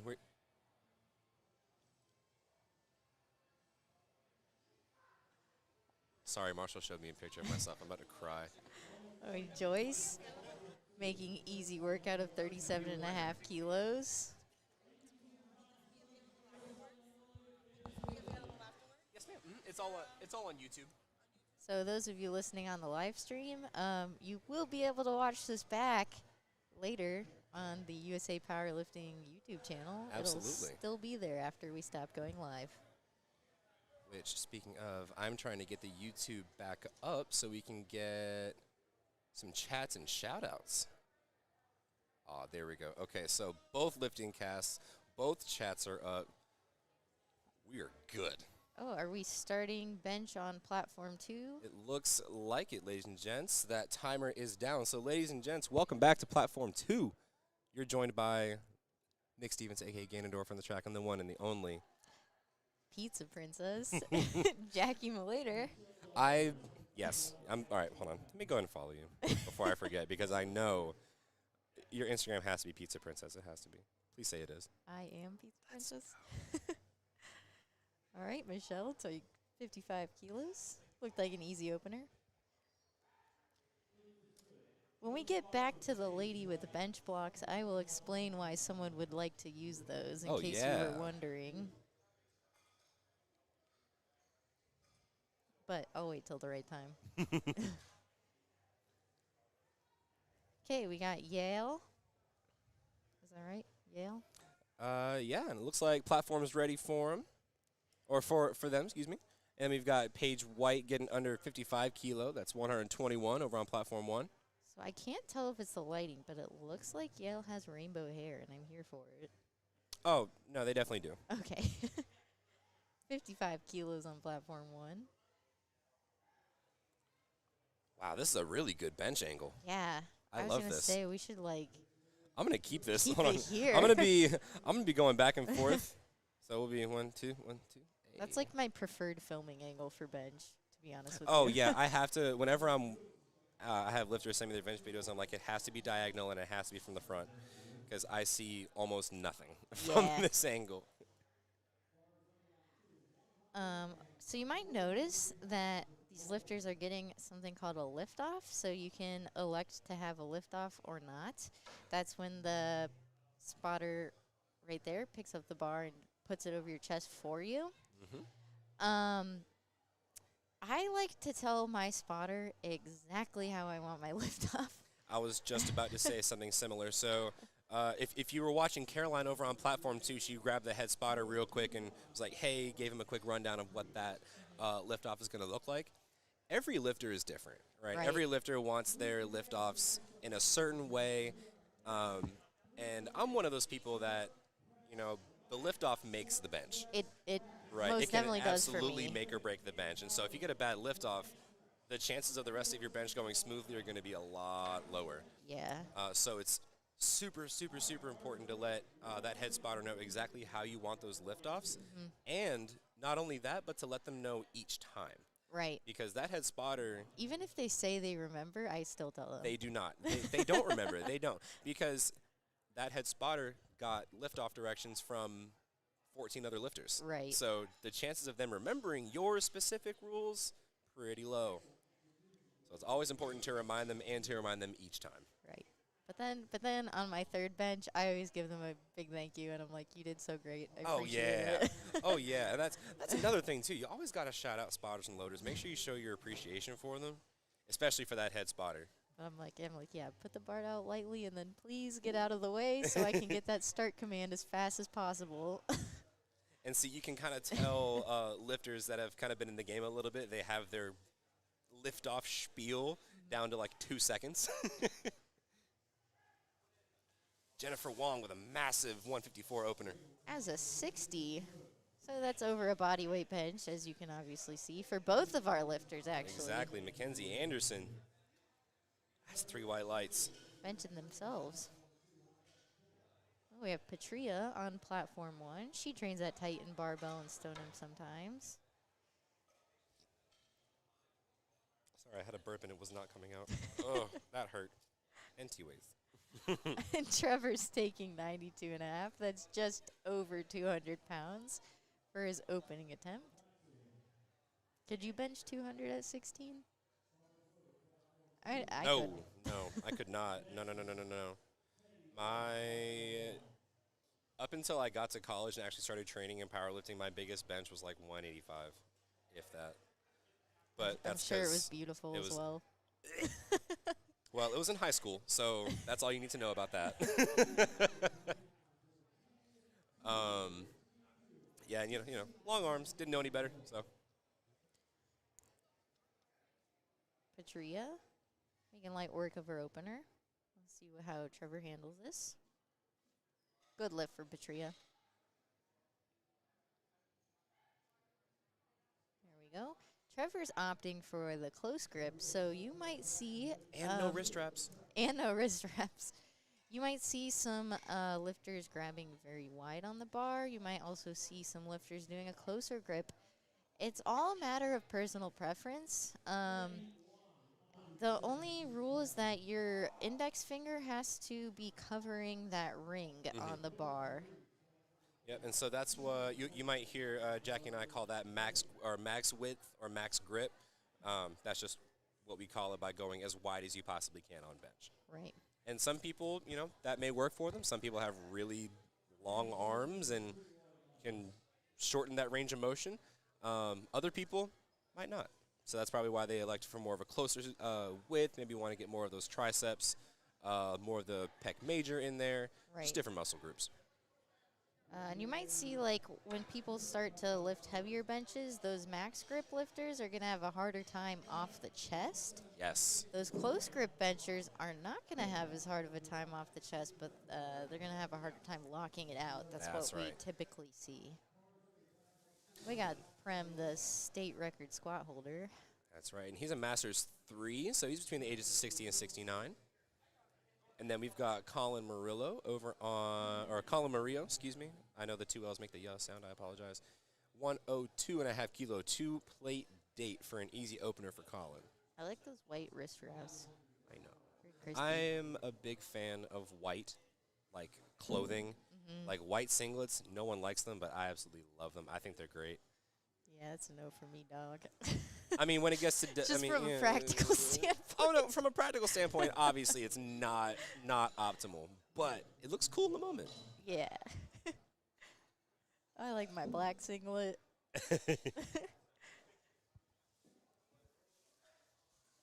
Jenny Wang, 82.5 kilo bench opener Oh, for wow. a 52 kilo female. Wow. That's That's strong. kind of sizable. That's kind of crazy. That's almost what my 56 benches. Dang. All right, Nelson Castillo, 105 kilo. And from now, I can see the flag on his belt. I can't tell if that's Honduras or maybe El Salvador. I'm not sure. If someone's watching Nelson on the live stream, you can let us know. Please let us know, please. You got any shout outs on the live stream? Not since we've started bench. All of those watching on the live stream, who are you watching today? Also, if y'all are watching the chat and y'all have any lifting questions, please feel free to ask us. That is, Jackie and I are, well, we're not experts, but we're the best thing you've got. Yeah. Closest thing to experts for this sport. So if you have any questions or you want to know any rules or want to know why a call was a certain way, please let us know in the chat. We'd love to answer you. We're just trying to I know at least two spread the things knowledge. about lifting. I know more than one and less than 100. Saul Vargas, 97.5 kilo, 214.95 big ones on the bar for his opening bench. Lee Rogers taking 115. That's 253 maybe. That is, yep. Dang, I'm good. No, just kidding. Ooh, okay, now the shout-outs are coming in. Okay, we've got a shout-out for Paige on Platform 1, shout-out for Mackenzie. Team Hogan. Yep, we got some shout-outs for Team Hogan, Mr. Matt Lee. Shout-out to the SNS fam from Mr. Josh. Lots and lots of shout-outs. Ooh, we do have a question in the chat. Let's go. All right, Miss Rachel Anderson asks, what are soft knees in relation to squats? You want to take that one? Sure. So when you do your squat, before you get that start command, your knees have to be locked out, and then the head lift will give you a start. And then also when you complete the lift, your knees have to be locked out. So you can't, like, finish the lift in, like, kind of, like, a still squatted position. It's one of those ways to easily miss a lift when you shouldn't have. So. Couldn't have explained it better myself. Miss Tammy Allen with a beautiful 66 pound bench, excuse me, 3 white lights. God, See, it's not even noon yet. And we got Eric Hogan, Mr. Hogan himself, 122.5, easy opener. So Eric has a bunch of athletes competing right now, so he must have a big looks like it. team here. I've seen at least 4 or 5 Team Hogan things pop up across the lifting cast. So Emma's taking, she opted for a 5-kilo jump, 37.5 kilos. So yes, I'd say like a 5-kilo jump on bench is pretty standard for I'd agree with that. Yeah. most of our ladies out here. I'll say, even for our men, generally, you don't see more than a 10-kilo jump, 10, 15-kilo jump. Right. In a lot of ways, or in a lot of cases. Oh, we got a shout out. Thanks. Oh, we did. I appreciate it. Oh, shout out. Joshua. That might be my lifter. Oh. That might be my lifter. That's okay. But hey, shout out. Thank you. Appreciate it. Joshua, special in my heart. 40 kilos for Joyce. All right, it comes up to the platform now. Joyce might be one of our lifters using blocks, so I will explain that now. Okay, so you see Joyce is elevating her feet, and the reason why she's doing that is sometimes people have shorter legs, so it's hard to plant your feet on the ground, and something really important to have in bench is something called leg drive. So you get your trap muscles into the bench pad, and you want to use your legs to help keep that tension. So Joyce is making sure that she can get that leg drive with those bench blocks. So Joyce is kind of grinding that bench out. But it looks like I saw some up and downward motion, so. I'll have to agree with you on that. As a head ref, I might have let the spotters and loaders take that just a little bit early. Because in that case, to save energy, because, you know, that's a tough attempt, and it's her second, so she has to come back for her third. I would scratch it, personally. As a coach, I would scratch that attempt, but again, So that may be what her goals might be. a thing that might have happened, she could have just gotten out of position, and maybe the strength is there. She just needs to like control her descent a little bit Right. better, Mhm. and maybe she might be able to grind that Yeah, it bench kind of out. did drop on the chest a good Right. bit there. So who knows? Maybe she will try again. All right, we've got Morgan Barnes on platform 1 going up 2.5 kilo. We got double Morgans going on. Morgan Morgan section. Barnes and Morgan Wilderman.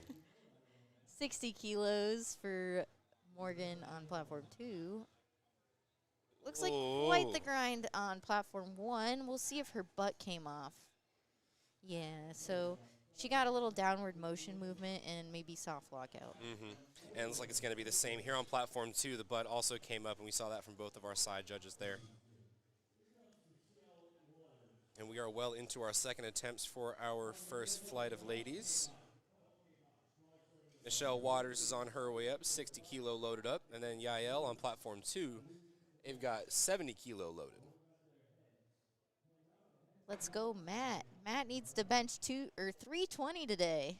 320, or okay. else. Bum, bum. You're not coming home. All right, Michelle Waters, 60 kilo. Here comes Yael, unracking 70 kilo, 154 pounds. We have another question. Oh, do we? When you're cheering on, what do you say the most? Up, yes, go, push, easy. Oh, I like that question. I'll let you go first. I kind of just scream. I'm like, I probably just scream, yeah, really loud. Yep. I yell a lot of things when especially when I'm handling one of my lifters. I'll yell so many things. I'll yell certain cues. Oftentimes, I'll just yell foolishness. Yeah, I think like yup or like here we go, like something like that If I know might be the that, closest thing. if I know like a lifter struggles with like a positioning error, I'll be like, for example, some people lose tension in the back in their squat, so I'm like, come on, keep your back tight, like. Oh yeah. Just to, I don't know if they're actually listening to me, but it makes me feel better. Right. And now Miss Caroline Lewis got stuck on the chest there for that second attempt. It's going to be 70 kilo. Looks like she might retake that.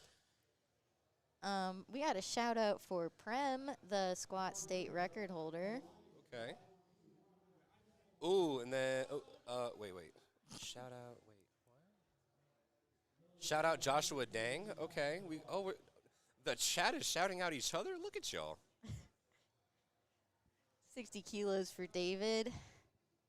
That's almost 135, right? The one plate date. Yep. Very nice. That's David nice and definitely smooth. has more in the tank. And Elijah taking 70. So Elijah's got that big arch going on. Do you want to explain what an arch is or why people do that? Or why people hate it? No. Yeah. So We're the cool federation. We allow we arching. allow arching. Yeah. Okay. Hot takes, ladies and gents. Hot takes only.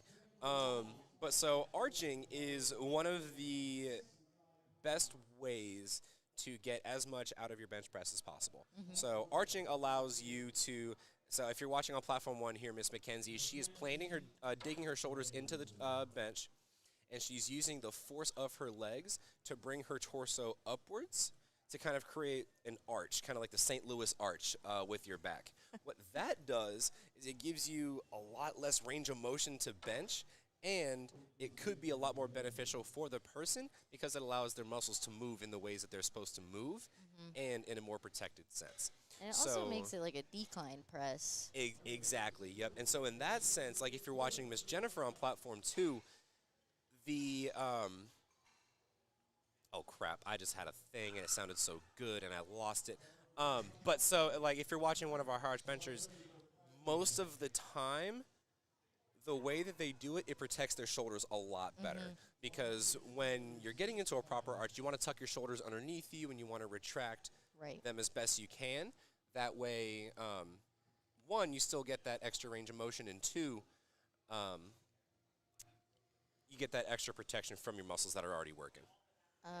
Is there a jury at the meet? Yes, there is a jury. So for those of you who are just tuning in, We have a second set of judges on each platform who are also judging the lift on top of what the platform judges are doing. So if you get at least one white light, or conversely, if there's at least one red light, anyone is allowed to go up and ask the jury to potentially overturn the lift based on what they judged the lift as. So That's right. that means that, like, if you had a bad lift, you can go and try to overturn it, but also your opponent can try to overturn your good lift. That's right. And now, forgive me if I'm wrong. I think, didn't we get rid of the $100 thing? I don't know. Is that a thing? I've never If I'm not done mistaken, that. now this might be wrong, and I'm trying to remember this from my coaching course. If you are an opposing lifter and you want to kind of challenge another lifter's lift, I think that's where the $100 comes in. But if you want to challenge your own lifter's lift, I think it's fine. Okay, yeah. Like, I think you're able to do that as much as you want, provided you have one white light to contest. Right. Now here comes Mr. Prem, 82.5 kilo. We got a shout out to Liz. Shout out Liz. Let's go, Liz.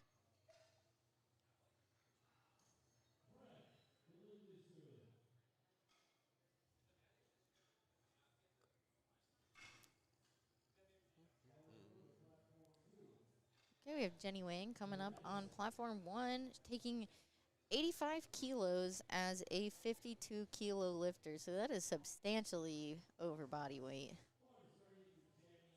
And then Nelson's opting for a liftoff, so he's telling that front spotter exactly how he wants that liftoff. Jenny has a very technical bench press, getting that arch. Hey, shout out Liz Bernier in the chat, giving us a little bit of the. So absolutely right. That was the caveat that I was missing. It doesn't cost money to protest another's call. It costs money to protest a call on the IPF. I see. Okay, so we're not in the IPF is the International Powerlifting Federation. USAPL is not in that federation anymore, so we have branched apart. Yep, I will save all of my opinions and thoughts for after the after the meet. All right, Saul Vargas, 102.5 kilo, 225. Nice, easy two-plate date for a second attempt. And Colin Murillo's coming up for 110. That's 242. So we are in session 1 right now. So session 1 is 2 flights. So after this flight is completed, we'll go into the second flight. Session 2 starts later today. But we do have 2 platforms running. Now, Colin Murillo, if you're watching on platform 2, rocking the new Avankas shoes, the brand new slippers just out on the market. Have you got a chance to try those out yet? No, I bought Hyper V's for my bench. Hyper V's. They're Okay, like okay. Japanese non-slip shoes. I'm pretty sure it's for like food workers, like non-slip safe shoes, but they're very sticky for the bench. No, absolutely. I have a pair of Hyper V's myself. I'm a bencher that drives really, really hard horizontally towards my head, and so it's even more important for me to find a good shoe that sticks. Right. I found the Hyper V's are pretty good. I've yet to try the Avankas Are those shoes. the David Wilson Yep. shoes? Oh, okay, okay. And from what I've heard, I've got a couple buddies that have tried them out. They're really nice. Good sole, everything like that. So I'm interested to decide. Me personally, I live in my Notorious. I know there's a lot of heat with Notorious right now, a lot of hot topics with them, but my Sumo Sole Gen 1s for squat have been beautiful. Yeah, mine have held up for quite a long time. I still deadlift in them. So. Yeah. All right, Mr. Eric Hogan, he's got 130 kilos loaded up, 286 pounds. Head coach of Team Hogan himself. Eric Hogan. We got a shout out to Meg. Not sure which Meg, but shout out Meg. I think that's another chat. Oh. That's fine. Well, anyways, we love Meg. Let's go, Meg. We love Meg. Meg's great. All right, we got Mr. Hogan taking 130 kilo bench press as a 67.5 over double body weight, right? I don't do math on the weekends. 106, so that's actually just under double body weight. So close. Guys, I swear, close, I close. swear, guys, I'm an engineer, but on the weekends, I just don't think. I think 67.5 is double that. It's like 142.5. Yeah, you're right. Yeah, close. Yep. We're almost there. Almost there. You're so smart. I'm not. I've just been looking at these numbers for long enough that I kind of am forced to remember them. Oh, come on, Miss Tammy. Can't she grind it out? Unfortunately, it'll be spotters downward take it. motion. Yeah. So that's the thing about bench. You'll do, at least for a lot of lifters, you will do a bench. It'll be pretty good. Then you'll go up 2.5 kilos, and suddenly And it's then it'll impossible. stick. Oh, gosh, yeah. That's happened to me more so on deadlifts than anything. Oh, really? I'll add on 5 kilos, which is 11 pounds on a Yeah. pull that's not that much, but it'll just be stapled to the ground. It just be like that. All right, Miss Emma Mancine, she's got 40 kilos loaded up. That's 88 pounds. And then Matthew Lee's coming up on platform 2 with 135 kilo. So that's just shy of 300 pounds. So hopefully he'll go for that 300 for his third attempt. Yeah, no, he has to. If depending on how this goes, actually, you know what? I'm gonna make a prediction. I'm gonna make my first prediction of the day. Matthew Lee, he has to. Well, Matt Lee has to do that 320. Otherwise, he doesn't get to come home. Apparently. All right, Matt Lee, you better smoke this then.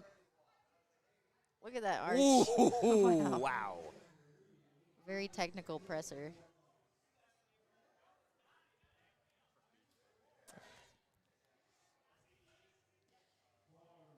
Okay, so Joyce is going to come and try to get that 40-kilo bench again. She had it stuck midway for like 30 seconds, so Okay, we'll see how we go. we'll see. We'll see if she can maybe like fix her positioning or something. Ooh, Eric has to press greater than 300 pounds today, or else. Yikes! I'd hate to be Eric. Eric right now. Eric That's, Hogan, he can do it. He made easy work of his last bench. Okay, so Joyce skipped the press command, so I think it's going to be a no lift, but I think she grinded that out, so that's a good lift to the gym in my books. And then Megan Wilderman, she finishes out 3 white lights. That's going to be a 2 for 3 on her bench today. Look at that celebration. I know. That's almost my favorite part of lifting is the celebrations afterwards.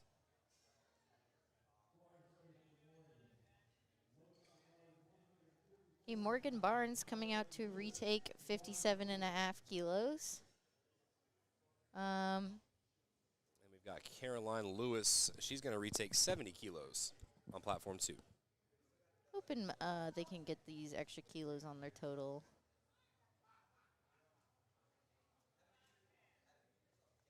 It's not there today. Caroline. Oh, Caroline, wow! That was a beautiful press. What a way to dig it out. What do the judges say? Oh, unfortunately, her butt came off the bench. That's one of the most heartbreaking things. Yes. Like I said, the rat command, that's heartbreaking because that was a very solid bench. Yeah. Because she was stuck on her chest for a while on that second attempt. And the fact that she was able to press it up still. We got a huge crowd out here for Matt. Let's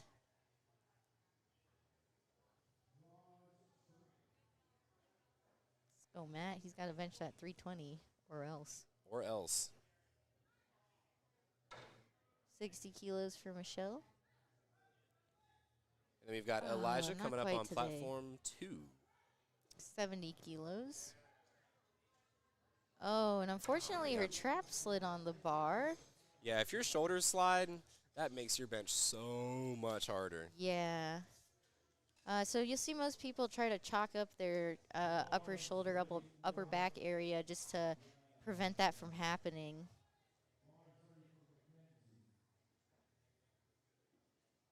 Mackenzie Anderson coming out, trying to take 65 kilos, add that 2.5 to her total. And we have Yael doing 72.5 kilos with the cool rainbow hair. Now you might notice that some people are getting maybe a little bit longer of a press command than other people. Oh, why is that? So what the judge is looking for is for that bar to be motionless on the chest. So if your bar is maybe tilting, rocking around, you're not going to get that press command. So what you want to do is make sure you have a little bit of control onto the chest so that you get that press command nice and fast. Paige White, she's coming out here to take 65 kilos. And Jennifer Wong, she's coming to take out 77.5 kilos as a 60-kilo lifter. We got some big benchers here today. That's right. I'm just watching this chat, and I'm watching y'all threaten Mr. Matt. Like, this is wild. Y'all need to chill. Matt's going to get his room rented out. Y'all are mean. Oh, just not quite there today for Paige. We got a good lift for Jennifer. Now we have David. David's coming out to take 65 kilos for his third and final bench attempt. Dave's one of our masters lifters here today. And we have Trevor. Trevor's one of our teen lifters. He's coming to take 100 kilos. That's 220 pounds. I feel like that's a milestone number. That's huge. It's absolutely huge. David's going for that wider grip.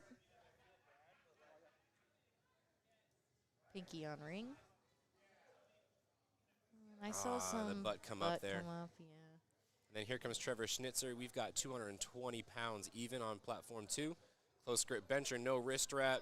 Oh, and unfortunately, doesn't come much off the chest. Yep. He only lost 5 kilos on the total, so. And that's not bad at all. And again, ladies and gents, when we say, like, and we're going to see later on how these placings are going to shake up in terms of totals and pounds on the bar. But as of right now, I think everyone's sitting in a pretty good spot for podium. We got Patria telling that spotter just how she wants that lift off. Hey, if it's not right, you got to keep telling them. That's okay. 107.5 for Phillip. That's 237 pounds for a 67.5 masters lifter. Rocking the OG Romaleo 2s. I feel you, brother. Those are only a few left in existence. Looks like his butt's coming up there. We see the side judge kind of give the shake. Said, nah, it's not going to be a good lift. That's okay. He only missed out on 5 kilos, so not too bad. Fortunately, no lift for Patria. She's still smiling, though. She's being a good sport. All right, Jenny Wang making her way up. She's going to retake 85 kilo. Again, it's a 52. I think this might be one of the biggest benches relative to weight class. Yeah. For the woman I've seen absolutely. today. We'll see if she can. I think it got stuck at the chest, so if she can move past that sticking point, it'll be good. Absolutely. And that's 33 kilos. That's pretty wild. And 112 for Nelson. Oh, wow. Gets it out. That's right. What a finish. She gets it past 3 that white sticking lights. What? Ladies and gents, that just goes to show how, like, wishy-washy, I guess, bench can be. It can be super unpredictable, and all it takes is how well you're able to maintain positioning right off the chest. Nelson. Oh, see if we can lock that out. Oh, the judge is watching his butt. He's watching it like a hawk. I don't know if I saw downward motion. I'm going to give it to him. That's all a good right. lift, 2-1. Yep, so one of the side judges definitely saw up and downward motion on that side. And Prem is taking 85 kilos. Shout out Patria. Patria's having a day. She is. All right, here comes Mr. Prem, 85 kilo, even 2.5 kilo jumps all the way up. Consistency, that's good. But we do see that butt kind of coming up there. So even if he does lock this out, I imagine it will not be a good lift. We'll see what the judges say. Fortunately, unless they didn't see it. Yeah. One of the judges didn't see it, but fortunately, well, at least 2 judge. of them need to not see it. If the head judge sees your butt comes up, like, that's a problem. Yeah. And here comes Colin Murillo. Murillo, 117 and a half, 259 pounds, just shy of 260. What just happened? I'm not sure. Yep. So looked like he missed the start command, or some sort of mishap with the command there, and so they tried to replace it, and he was like, "Oh."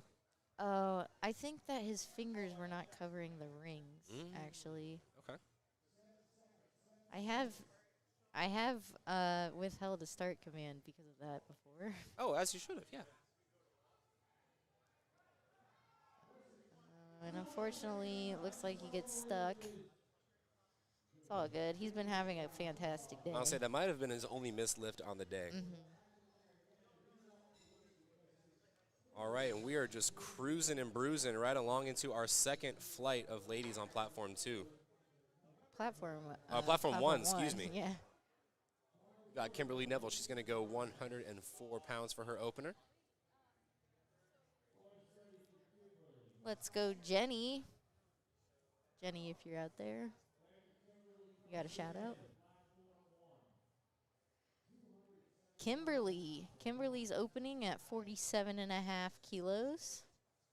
That's somewhere around 100 pounds. Yep, 104. We've got Lee Rogers. He's going to take his third at 275. All right, 3 white lights. Great opener.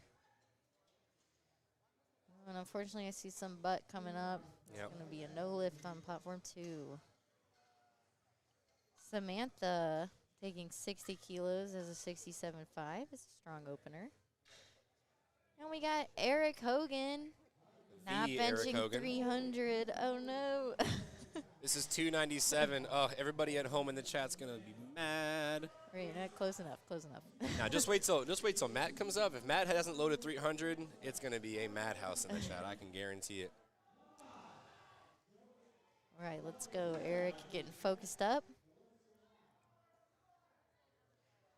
Very nice opener. Very strong for press by Samantha. Yeah. Didn't hear Gino in the background. Not sure if you can pick that up on the live stream, but he is here. All right, here comes Eric Hogan, 135. Yeah, Very nice. so I don't entirely know why he didn't go 303, because he had at minimum that much. But again, saving energy for pulls. Is Eric Hogan a puller? I don't know. Okay.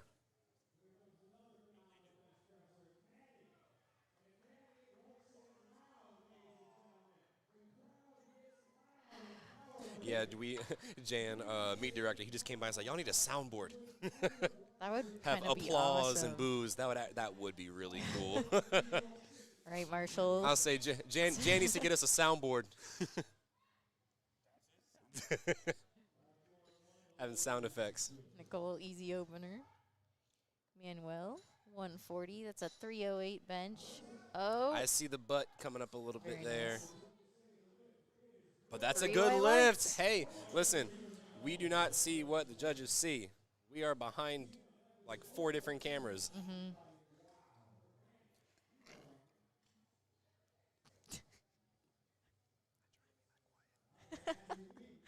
Nicole, she's coming out for the 62.5 kilo bench press. She's one of our masters lifters. That's great. I mean, to be benching this much as a masters lifter, I mean, that's kind of like, I was going to say whatever. It's great. Uh-oh, now here comes Big Matthew Lee. He does have 308 loaded. He does have 308 loaded, ladies and gents, so let's see if we're going to have to rent out that room a little bit early. Here comes Matthew Lee. 308, that's light work. Come on, Matt.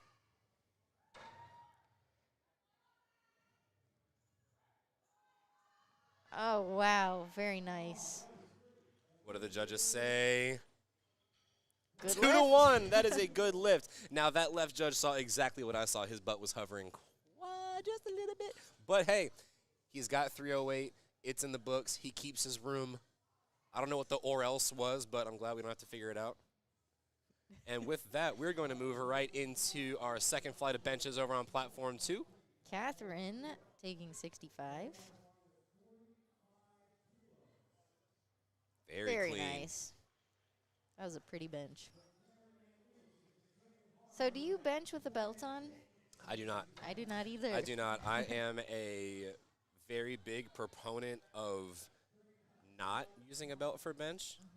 That is one of my hard stances as a coach. I absolutely hate people using belts for bench because it is the only argument that people can give me when they do use a belt. It's like, oh, it helps you with my brace. So then fix your brace. Yeah. Because belts, more often than not, will affect your positioning and will affect your bracing and will affect all your breaths and positioning and mechanics more than you think it would. And it'll affect it more than you think it will help your bracing. So just fix your bracing. The only exception to that rule that I've heard is like I know someone who lives in the other federation that is also drug tested. And it actually helps them limit their arch because they were such a big archer before.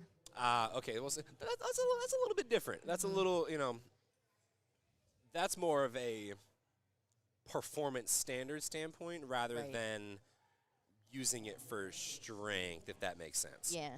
Let's see, where are we at? Alexa Mendoza, 65 kilos. Beautiful opener at 143. And Natasa, I think it's Natasa, not Natasha. She's taking 52 and a half kilos. Should be around 115. Yeah? Yeah. No. Yeah, 115. 115.7, yep. 72 and a half kilos for Corinne.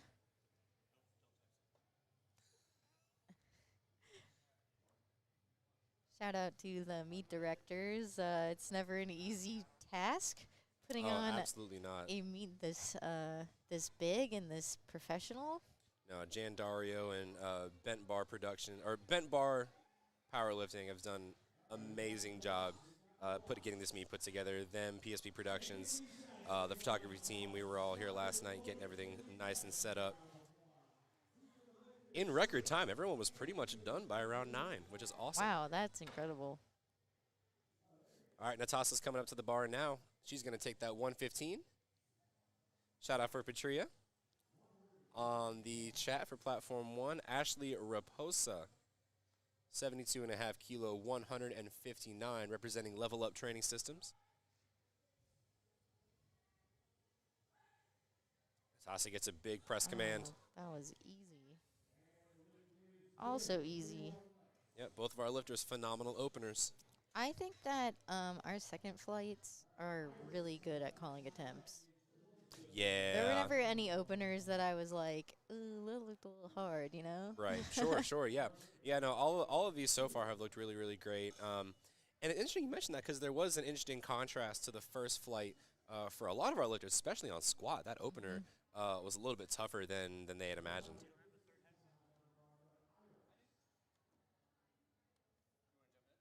Okay, on platform 1, we have Lauren Hunt, 75 kilos. She's got the big red on the bench. That's right. We've got Iris Espinosa. Make sure her bench is all at the right height, all in the right locations before she gets set up underneath. Lauren Hunt with the start command.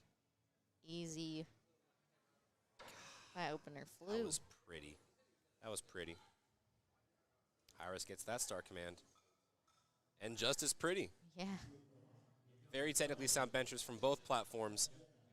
That's going to be 3 white lights for both. We're going to follow that up with Miss Melanie on Platform 1 and Miss Jordan on Platform 2. 75 kilos and 55 kilos, respectively. Melanie taking the big red as well. We got Jordan. Whoa, Melanie with the Exorcist setup. I'm a big fan of those. So we have a lot of 67 and a half lifters today. Oh, yeah. They actually changed the national schedule this year because there were so many 67 and a half kilo lifters that Really? they just put us all on one day to ourselves. Oh, so that day is just 67s. 67s, and then on the men's side, it's 75s and 82s. That's interesting. That makes sense because there's a ton of 82 and a halves Right. on the men's side. If I'm being honest, it might be the most like contested class, 82 and a half Yeah, I think I'd agree with you on that. between them and the 75s. 75s nowadays, especially on the world level. But Anna Stafford, platform 2, 57 and a half kilos. And then over 200-pound opener for Jana. She was our big squatter today. Look at that arch. Wow. Whoa, look at the ribs. I know. That thoracic expansion is absolutely nutty. I'm going to meet her after the meet and take notes because I need to teach that for my lifters. That is phenomenal. All right, Miss Alyssa Natasia, she's going to do 126. Katie on taking 95 kilos as a 67. Also a big bench. I'm impressed by all these benches today. I know. All right, Miss Alyssa gets that start command on platform 2. Nice and easy opener. Let's see how Miss Katie does. They're lifting on Alico combo racks today. Very ritzy.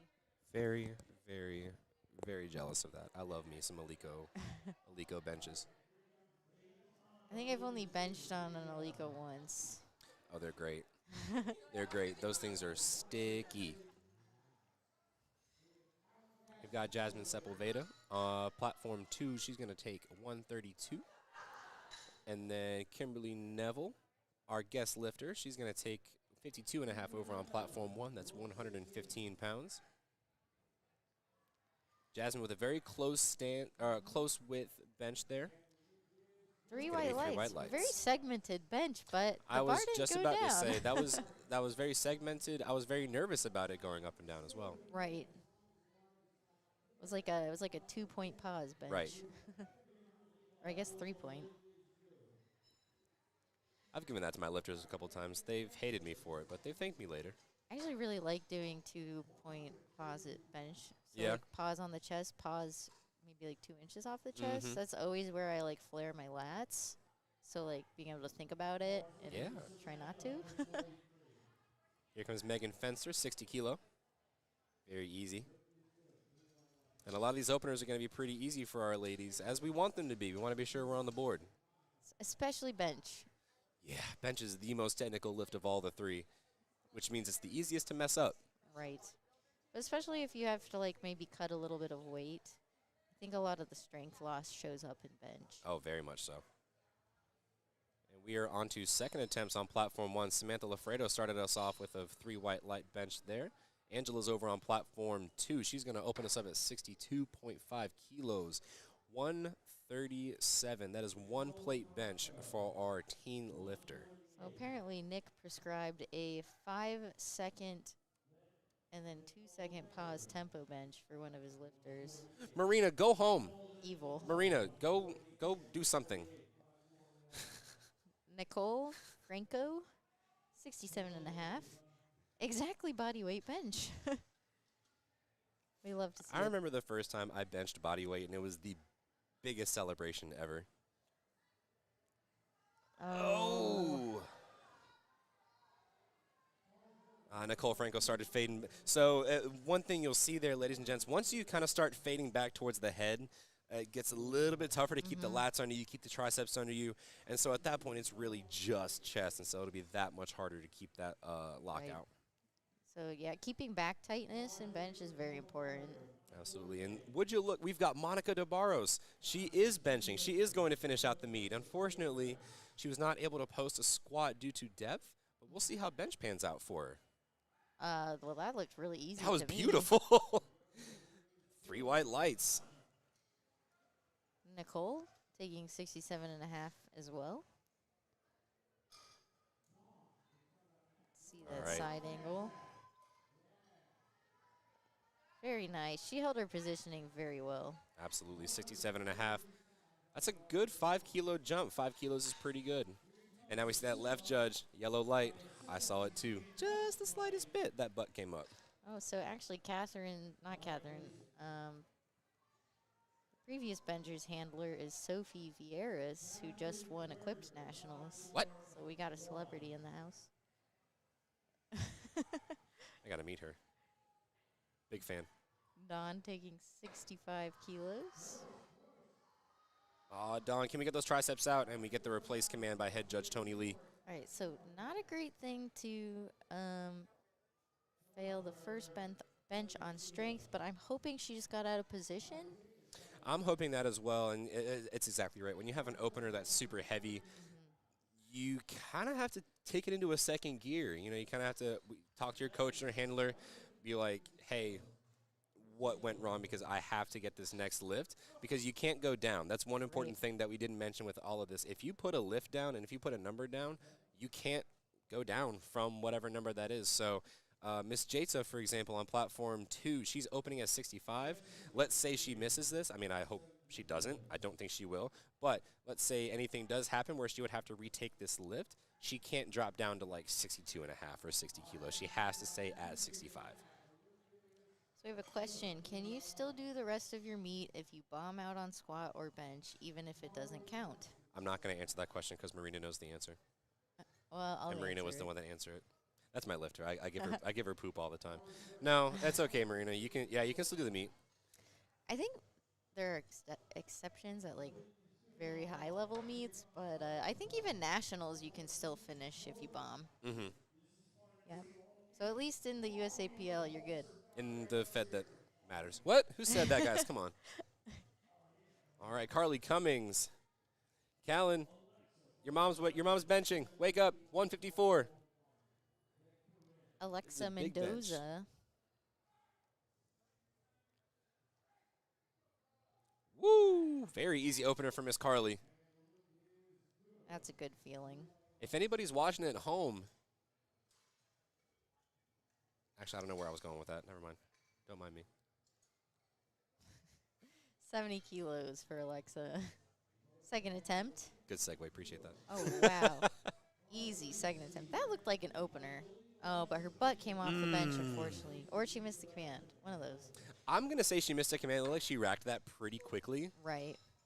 That would be that'd be my prediction, my assumption. So Here comes Miss Lee.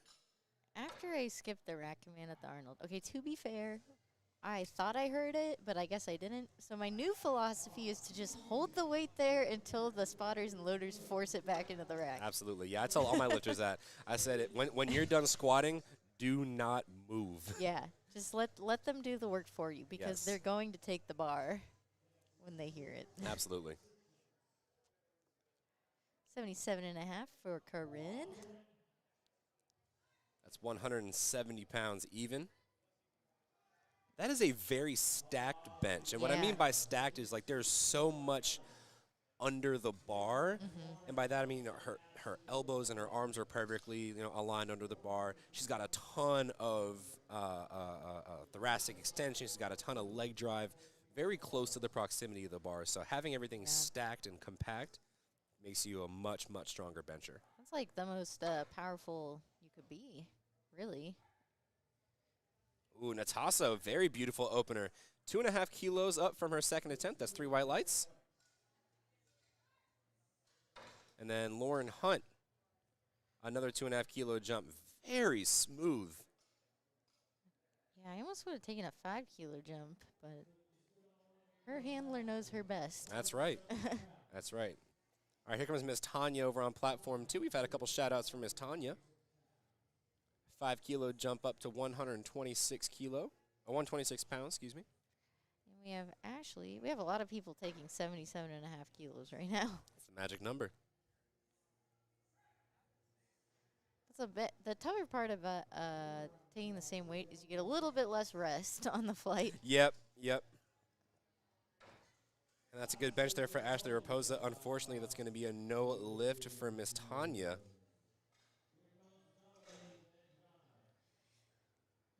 We're jumping up to 80. We broke the 77.5 kilo streak on platform 1. Are we already on second attempts for both flights? We are. For the second flight? Yes. Wow. Yeah. We are moving, folks. We are moving. Well, just wait till we get to deadlifts. We don't have to adjust the rack. I've got the Pit Vipers ready. 80 kilos. got a very elaborate setup for Melanie.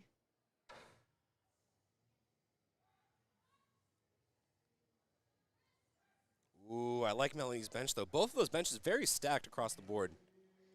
And both moved about the same. That would, Like, I think they both pressed it at the same time. yeah. Well, that would, like, confuse me because the platforms are right next to each other, so, like, you really need to know the voice of your ref. Yeah, yeah, that head rev has to be loud.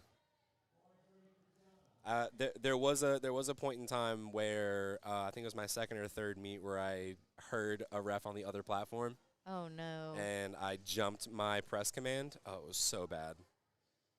Yeah, that's hard because it's not really, like, And I got out from under the bench, too, like, oh, that was a really fast press command. yeah. Oh, you didn't say it? Oh, my fault. Hopefully it wasn't your last. No, it was my second. Oh, okay. We're good then. Easy bench for Jordan. Now here comes Jana with that massive bench. Look at that arch. Wow. A little bit of a grind, but I still think there's more in the tank for her. Jana, my goodness. All right, Anna Stafford on platform 2. 132 pounds. Loaded up. That's pretty much a plate. She's got a plate on her side. I'm going to say that's a plate. And almost 2 plates for Katie on. 220 pounds on platform 1.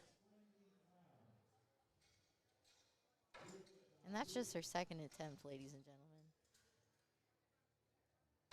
Again, imagine being strong. I could never. 67.5 kilos, benching 100. That is absolutely nutty, folks. 130 plus 67.5. Is that like 130, roughly? I don't know the weight. For what? 67.5 kilo. 148. I was kind of off, but to be benching 220, pretty wild for a second. Here goes Miss Jasmine. Very close grip, but it works. 3 white lights. Very nice. Close grip can be, as I said, some of the best powerlifters in the world with close grip. And oftentimes you find people that are close grip like have shorter arms on average, and so they find that they're able to get a lot more contraction out of their triceps rather than having to go wide and stick to their chest. All right, Kimberly Neville, she's rounding off our third attempts of our second flight on platform 1, 55 kilos, 121 pounds. Megan Fenster, 137 with a beautiful dragonfly tattoo on the thigh. I like that. Fortunately, no lift for Kimberly, but only loses 2.5 kilos on the day. That's going to be a good lift. On platform 2, followed up by Miss Alyssa. She's going to also take 137. So what do you think is more important in a bench, having a strong back or strong triceps?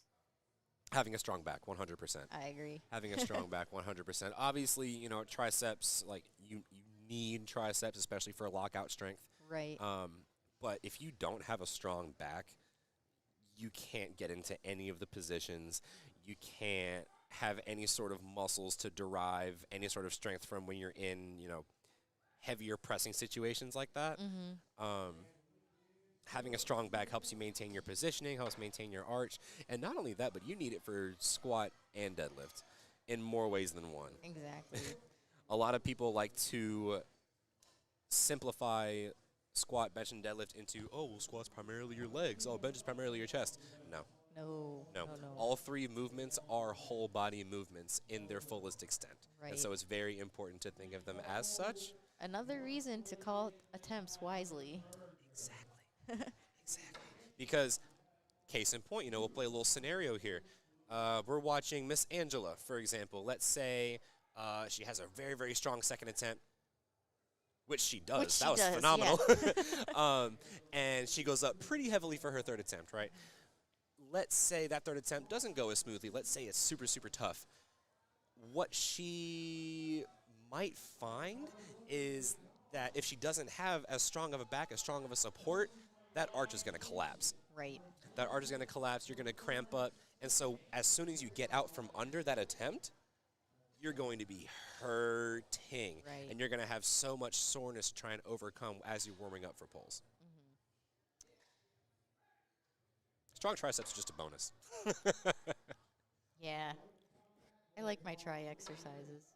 Unfortunately, okay, so she failed that on strength on platform 2, but that looked like she had it, just her butt came up. So I think she could be able to pull it together and get that third attempt. No, yeah, she it definitely. Well, so the first attempt was strength. Second attempt, her butt came up. Right. So what I'm saying is like, okay, put it together, and you can get Got that this. attempt.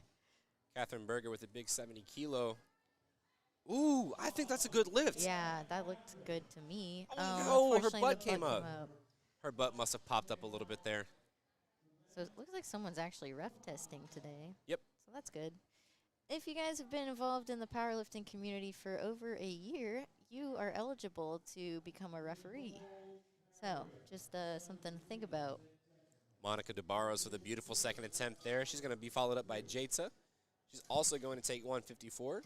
And Nicole's going to take 154. Twinsies. Yes, it is my goal to get my state ref exam before the end of the year. I just need to find a couple free weekends Yeah. when I'm not commentating or coaching. It seems like you probably know all the rules by now. I'd like to think I do. Goodness gracious. I'd at least like to think I do. I don't, though. There's some rules that I don't know. I think when I took my test, I got really nervous and missed like 5 squat calls in a row, and then I didn't miss anything else. Oh. 'Cause I'm like, okay, pull it together, and then I pulled it together. Jada, that looked like a really good bench for her, and it's 3 white lights. Jessica is taking 72.5 kilos for her third and final attempt, trying to get every kilo into her total. That's right, and we've got Miss Carly Cummings coming up for her second attempt. Oh, and can she make it past that sticking point? Unfortunately, no, not today. All right, and we see Miss Carly letting that head spotter know how she wants that lift off. Again, always important to remind that head spotter. And Alexa Mendoza taking 75 kilos. She missed 70. I think that's because she missed the rack command. Yeah, so that one looked really easy. And that's a trend I've noticed too. You know, oftentimes if you miss the rack command, you probably it probably moved a little bit too well. Yeah, you're just like, okay, that was like just like a everyday normal bench press, you know? That's right. Oh, Carly, phenomenal. Carly's had an amazing day thus far. She has yet to have a single red light. She has yet to have a single red light on any of her attempts. That is absolutely beautiful. That's called training to Callan, standard. Callan, at home, if you're watching, your mom is a baller. Alexa Mendoza, big 75. That was Yep. easy, and she Look at the waits for that dismount. command. The dismount. Oh, I appreciated that. 2-1. That's a great lift. Karen Yen, 52.5 kilos. And she is going to start off our third attempt, so we are just cruising and bruising right along. There we go. 80 kilos for Ooh, a Corinne. big press. Oh, unfortunately not able to grind it out off the chest there. See, case in point, 50 to 52 kilos. 2.5 kilos is all it takes to get stabled. Been in that position many, many times myself. I've heard people argue that, like, they should let lighter weight class women, like, chip their benches. I think it's an interesting concept. Just because, like, when you're already 50 kilos, like, 5 pounds is not negligible anymore. I've just heard people throw That's around that interesting. idea. No, I can absolutely. I mean, I can be a proponent of that. Like Marina, one of my lighter lifters, she would benefit very, very much from doing like smaller increment, maybe 1.25 jumps. Not even necessarily chipping, like half kilo, kilo or anything like that. Just like the next step down, maybe 1.25 kilos. Lauren Hunt with a big 80-kilo bench, 176 goes down nice and easy. And she came off really happy with that. Jordan's taking 62.5 kilos. That's the big 137-pound bench. Let's Go Jordan. And Jordan's team Hogan. Jordan Ashley is Raposa. also a referee. Oh, is she? Thanks, Jordan. We have Ashley. She's taking the 80 kilos. Oh, and Jordan makes easy work of the 62.5 kilo bench. All right, Ashley Raposa, big. Oh! Looks like we saw a little bit of the bobble with the elbows right off the chest, and then that kind of took her out of her rhythm there. She lost a little bit of tension there. That's okay, though. That was only, I believe that was only a 2.5 kilo jump, so I think she should be okay. I bet you she's going to go to the gym on, like, Tuesday and retake that and hit it. Oh, I do that all the time. There was a streak where I missed my last attempt deadlift for, like, 4 meets straight. And so the day after, I would go to the gym and just yank it. Pound plates and a deadlift bar, of course. Usually after meets, the last thing I want to do is, like, pull something heavy. I'm like, yeah, I'm over it. Now, Natasa, I don't believe that's going to be a good lift there. That's going to be 2 red lights. Now, one thing I noticed here, those blocks are really, really high for her. So they actually have different sizes you can choose from. They do. Do you know what those sizes are? I don't. I don't either. I think it's like 10, 20, and 30 centimeters. I'm not sure. Something like that. Something like that. But I feel like that box was way high for her. And so when she was getting her leg drive, it's almost like she was doing a hip thrust almost. Interesting. That could have been what happened. I wasn't watching too closely, honestly. Anna Stafford. Close grip, wide feet. Can she finish out? Keep the butt on the bench. Lock the triceps. Pinkies down. I think I saw some butt come up. I did too, but what are the judges? 3 white lights. Wow. Wow. And we are wrong again. See, thank goodness. We're just commentators. We are not. I am not a judge. Gianna going for the big 100 kilo bench. Always a 220. milestone.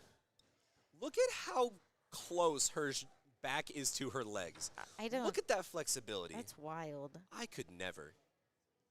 Have you thought about a career in the circus? She's probably a gymnast. Whoa! Easy. Oh, wow. Wow. That good is bench. Great huge. bench. I have to clap for that. That was awesome. That was awesome, Miss Jana. Oh, my goodness.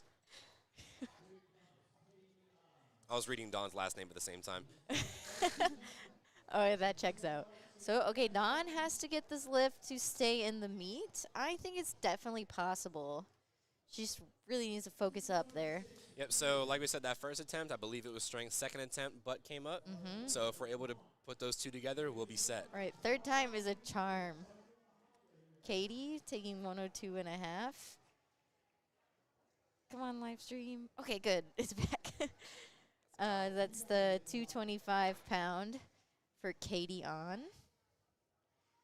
All right, Dawn, Come here on, we go. Dawn.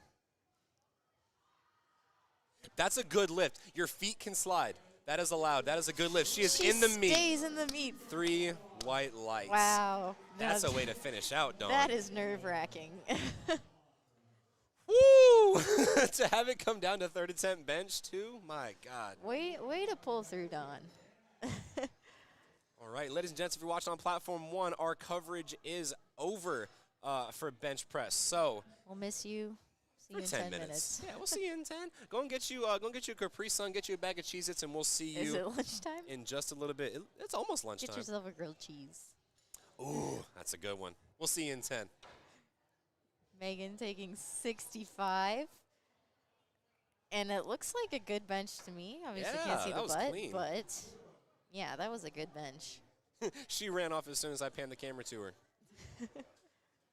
All right, Miss Alyssa, 65 kilos, 2.5 kilo jump. So we saw she went from 5 kilos to 2.5 kilos. That's generally the kind of jumps that we'd see on bench. Now, are you as a lifter, are you someone who would rather take small jumps from first to second and then ball out on the third, or would you rather take a big jump from first to second and then hope for the best on thirds? Okay, it's interesting you talk about this. I am definitely of the big jump than small jump camp. Okay. Just because, like, I don't want the weight to feel relatively more heavy on my third attempt. Like, that gets in my head. That's valid. Okay, I like that. But some people are, like, perfectly capable of doing it. I was watching the TBS primetime meet, and I think Lisha Gardner Yep. took a huge deadlift jump, and like that deadlift was like pretty much there. So like, I think she's very capable of that. Absolutely. Yeah, it definitely kind of depends. For me, like as a handler, it definitely depends on the lifter. I'm always a proponent of more even jumps throughout. God bless it. This camera keeps going out. I am a fan of more even jumps throughout. Now, if we're at a position where like it's a little bit higher stakes and the numbers matter a little bit more, I would generally then take a bigger jump from first to second and Yeah. then inch out whatever we can for thirds. Right. Like, but like if I had to take a bigger jump for my third to like win, I would certainly try. Absolutely, absolutely.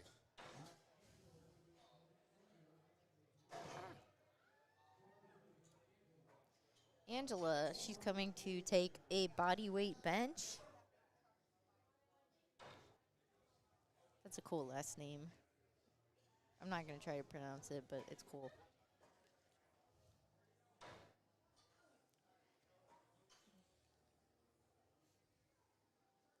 I want to say it's Italian. I could be Like wrong. Giorgione or something. Wow, what a press. That's a really beautiful looking bench. And you can almost guarantee that with a wide stance like that, your butt's not coming up.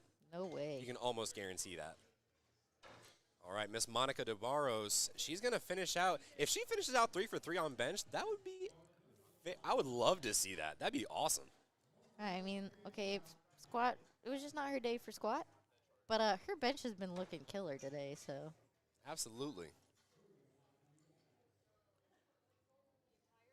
That's okay. So many shout-outs for Team Hogan today. I'm here for it. Let's go, Team Hogan. Are you Team Hogan? Nope. Okay.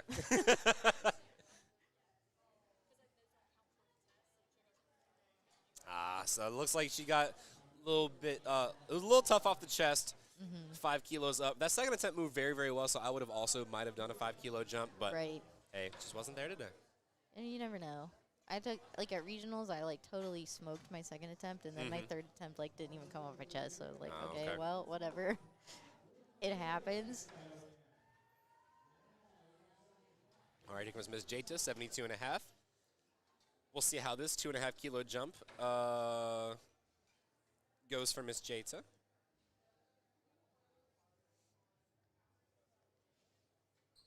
I don't recall her second being particularly difficult, so I think this could be good. I think it moved pretty average, if not on a little bit of the faster end. Oh, yeah, she's got it. Yeah, yeah. She's got some long arms. Oh, unfortunately, the butt came off the bench. So what are some of the other yellow lights that could come up? Skipping commands on the bench. Mm-hmm. Just yellow lights. Another thing is, like, your feet can slide, but they cannot rock. So, like, you might see in, like, some other federations, people bench with their tippy toes. Can't do that in our federation. What about the head? Oh, so it used to be that your head could not come up when you bench. So, like, sometimes if you see, like, I see it a lot in, like, more heavyweight lifters, but they'll put the bar on their chest and their head will come up because they don't have that mobility. And you're allowed to do that now in the USAPL. So your head can come off the bench. So great for us big boys, let me tell you. Also, in the rule book, it says that if your shoulders come off the bench, which I don't even know how that would happen. That sounds painful. But you will get a yellow card for that. So, I mean, like, maybe you just fall off the bench. Oh, and there goes Carly, not able to inch it out off the chest there. She benches like me, very fast descent, tries to get a lot of that rebound off the chest. But Carly is going to be our last bencher over on platform 2. Only running 2 or 3 minutes behind, so not too badly. Very nice. We are going to take 10 minutes. We're going to get y'all loaded up for deadlifts, so don't go anywhere. It's basically lunchtime now, so go and get you some grilled cheese, grab you a ham and cheese, grab you some salt and vinegar chips, Oh, yes. and a soda, and we'll see you in 10. Don't go anywhere.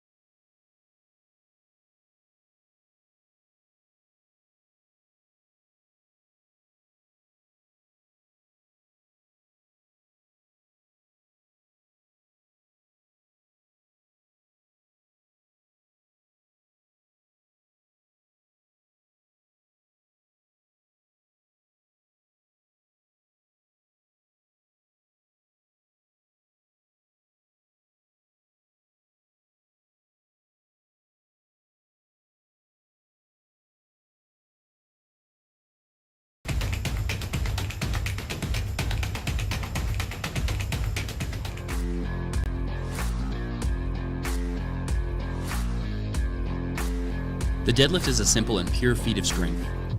Once the bar is loaded, lifters have 60 seconds to begin the lift. There are no start commands and you can begin whenever you like.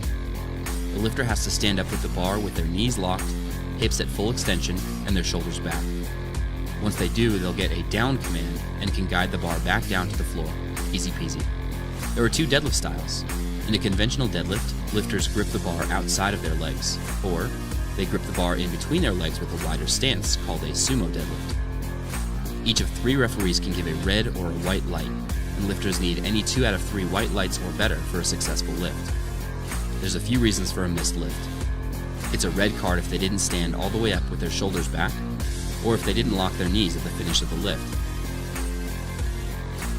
It's a blue card if there is downward movement in the hold of the bar on their way up, or if they support the bar on their thighs to lever the bar up to lockout, sometimes called hitching or ramping. And it's a yellow card if they lower the bar before receiving the down command, or if they release or slam the bar to the floor, or if they lose balance and take a step by accident. Those are the rules of the deadlift.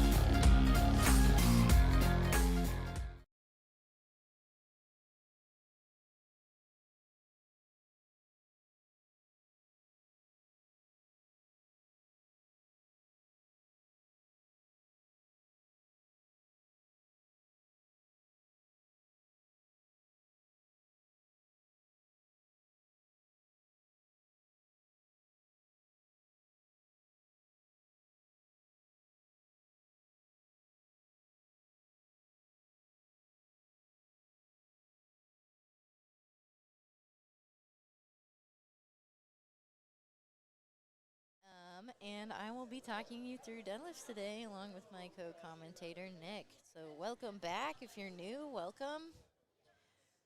On platform 1, we have Tammy. She's taking the 82.5 kilo opener. She's one of our masters lifters.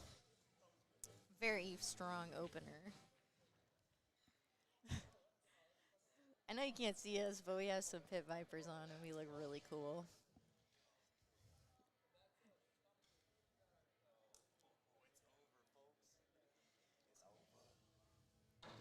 Looks like we have 2 more minutes on platform 2.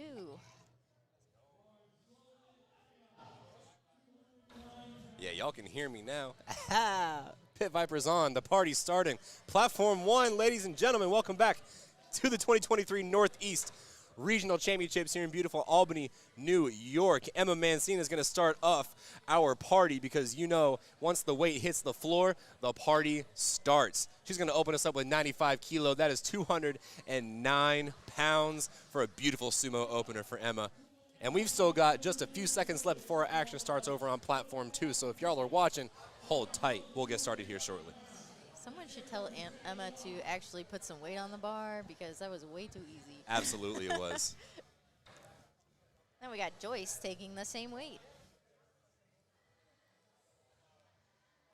That's over a 200-pound deadlift for That's those right. of you who don't speak kilo.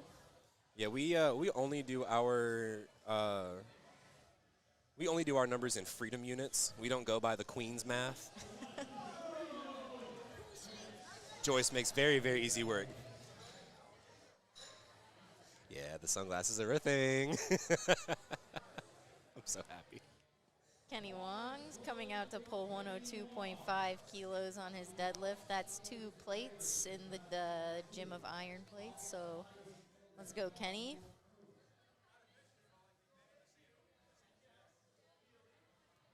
So you might notice some people are pulling with their legs close together and some with their legs wide apart. Mm-hmm. Do you want to explain the different kinds of deadlifts? Absolutely, I can. Yeah, so there's actually 3 kinds of deadlift. Oh, my bad. No, it's fine. I don't like, a lot of people don't consider it technical style, but it is. So you've got a conventional, which is the one that you'll find most often people will use. That is where, oh, hold on 1 second, gotta fix the camera. That is where the hands are placed outside of the feet or outside of the legs, so your feet are gonna be a little bit more narrow. That's gonna emphasize a lot more of your glutes, your hamstrings, and your lower back. Sumo deadlift, on the complete opposite end of the spectrum, your feet are going to be outside of your hands. And so that width can be varied per the lifter. It's really just a matter of their preference, but you can go as far out as to even touch the plates in terms of that width. I do that. I do not. No, I would break my toes every time because I would forget to turn my toes in. And then the third style that not many people know about, but I think is becoming more popular, is the froggy stance deadlift, made popular by the one and only Angelo Fortino. If you're watching, shout out, homie. He kind of does a little bit of it's kind of like a hybrid between sumo and conventional. It's Right. your feet are still technically outside of your hands, but in a way, oh no, sorry, your hands are still inside your leg. But Wait. your knees are out. Yes, yeah. That's what I meant to say, yeah. So your feet are still like very close in, but they're still outside of the hands, and your knees are a lot further out. So that's kind of giving you more of a squatted position into the deadlift. But again, all of these, personal preference. And based off what their bodies are, Right.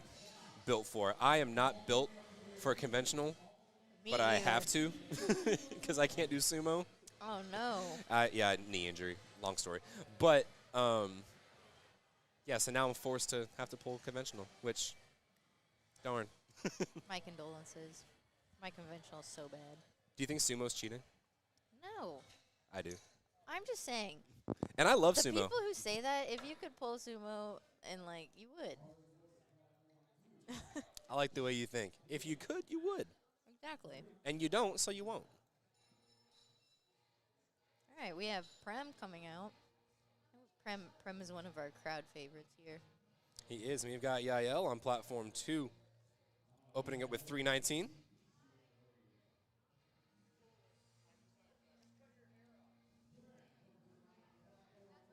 Very nice. So Prem's pulling sumo. Prem is pulling sumo. I'm here for that. So you might notice that everyone's wearing these goofy looking socks. You actually have to wear tall socks during the deadlift. And the reason why that is because the bar scrapes your shins, and it's actually a biohazard not to. Yeah, absolutely right. Absolutely right. Oh, so it looks like Prem missed. So his shoulders were Yep. soft, yeah. And so similarly, there's really only one or two calls that will be a true red light or a red card for all three of the compounds, squat, bench, deadlift. The primary one that we see a red light on for deadlifts is soft shoulders. Right. Or soft shoulders or soft knees, excuse me. Exactly, yeah. And so if we don't have full lockout of both of those joints, then we're not going to get a no. Then we're going to words are hard. We will be getting a no lift.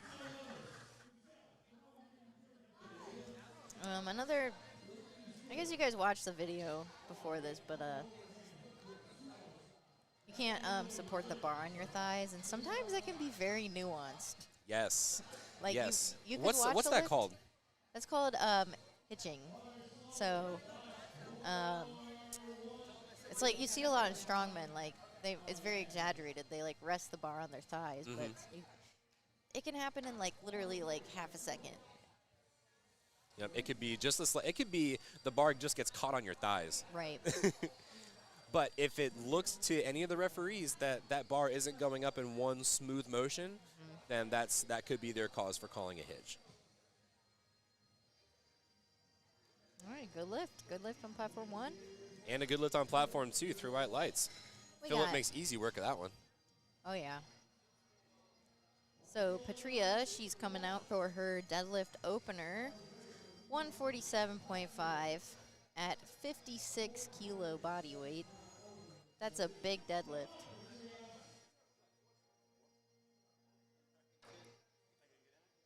And we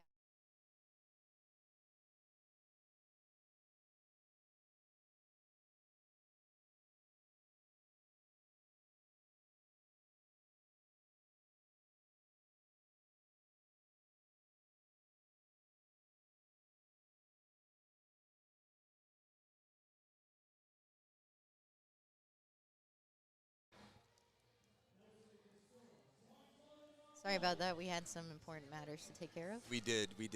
Meat director came over here with pit vipers. We can't say no. We All have right. Saul.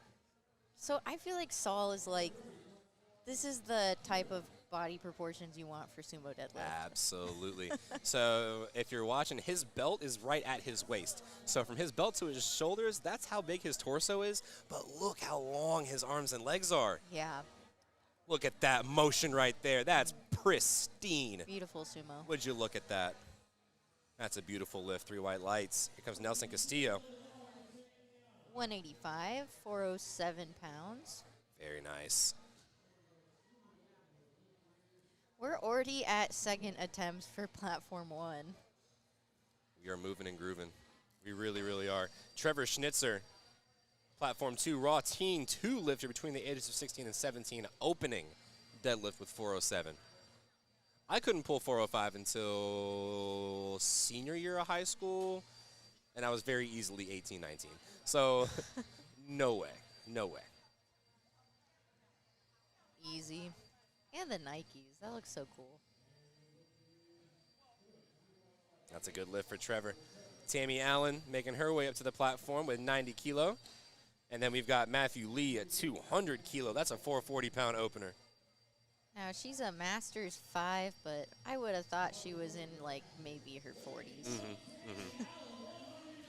Listen, if I can move like that at 80 to 90, 89 years old, That's very impressive.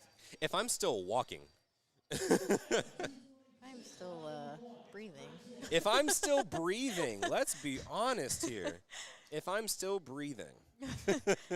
Matthew Lee, 200 kilos. Easy opener. Then we got Emma, our teen 1 lifter. 60 kilos. She got some long arms, too. Those are great for deadlift. Then we got Manuel. I really like that old school SBD singlet. I know. I like it a lot. I wish they still made, like, multicolor singlets like that. I almost like the color blocking pattern. Yes. Yes. Although I have an SBD singlet. I do like it. I only wear SBD singlets. I don't know why. It's just a thing. I feel like it's because I I just- spent the money to buy one, and now I'm like, I have to wear it because I.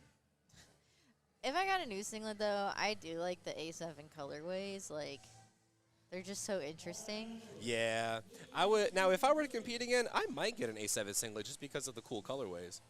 Yeah, I like kind of want a pink singlet. Like, I want a purple singlet. yeah. I want a purple singlet, and I want one of their highlighter green singlets that just came out. Oh yeah, those ones are cool too. Jenny Wang getting look loaded good up with for your pit platform vipers. 1. Oh, with the Vipers, too? It'll be over. 130 kilos. At 52 kilos body weight. All right, then we've got Colin Murillo. 496-pound opener. 3 white lights. Yeah, folks, we're just casually moving into the 500s for opener pulls on the second platform. No sweat. Okay, so Eric Hogan is indeed a big puller.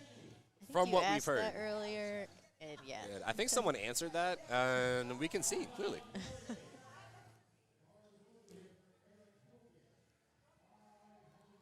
He's going to be opening up with 501 pounds, and I can respect the headband, Mr. Hogan. I'm going to give you a handshake after this. Excellent work. He's With a the fun matching A7? fun lifter to watch. He also has cool jewelry. I don't know if you noticed that. Oh, yeah.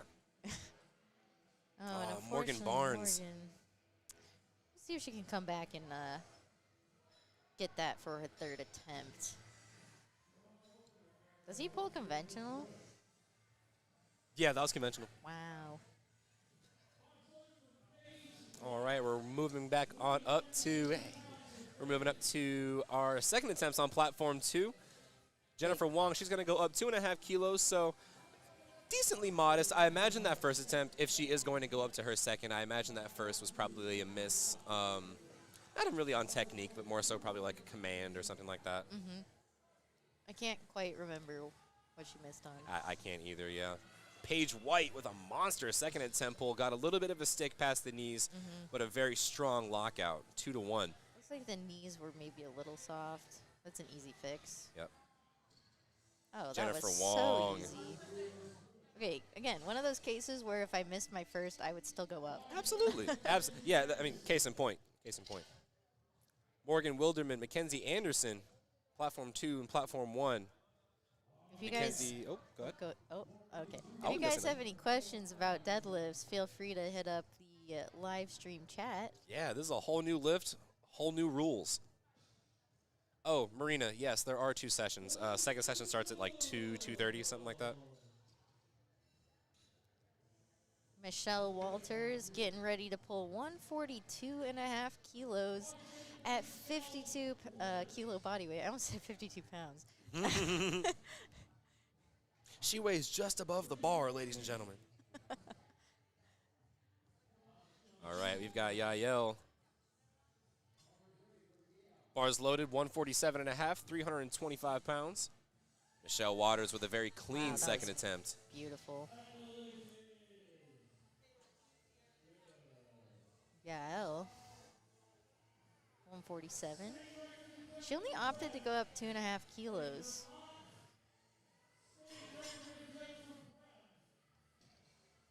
But looks like she got that pull. And Prem needs to lock out his shoulders a little bit. He got called on soft lockout. So why would somebody want to deadlift with wrist reps? I'm not the person to ask for that. The only thing that I can think of, also Prem, he is on the board. Go. That's another state record for Prem. That's 2 state records on the day. He got himself a state record squat and deadlift. Very nice. And he got both of those on his second attempts. Imagine being that guy, bro. Imagine being that guy. But anyway, so. He's having a great day. Elijah, what a sumo. That was beautiful. Wrist straps on deadlift, the only thing that I can think of that they'd be beneficial for is some sort of neuromuscular connection with your grip. Yeah, I was gonna. That's the okay, only if you thing. squeeze like your forearm by the wrist, it causes your fingers to curl in. Right. That is the only reason I could think why. Right, but even then, like, you can't grip the bar fully if your hands are I don't know. I never got it. I know there are people that do it, and Right. for me, like, obviously I think it's more of a mental thing, like one of the just mental things that you can do. I don't know that it provides any necessarily, like, performance improvement. Yeah. Well, the state record was just broken with them. So. I was going to say, yeah, who am I? I'm not lifting. I am behind the microphone. We got Patria coming out, 157.5. That is just shy of 350 pounds. That's a big pull. And Philip, he's going for the big 400.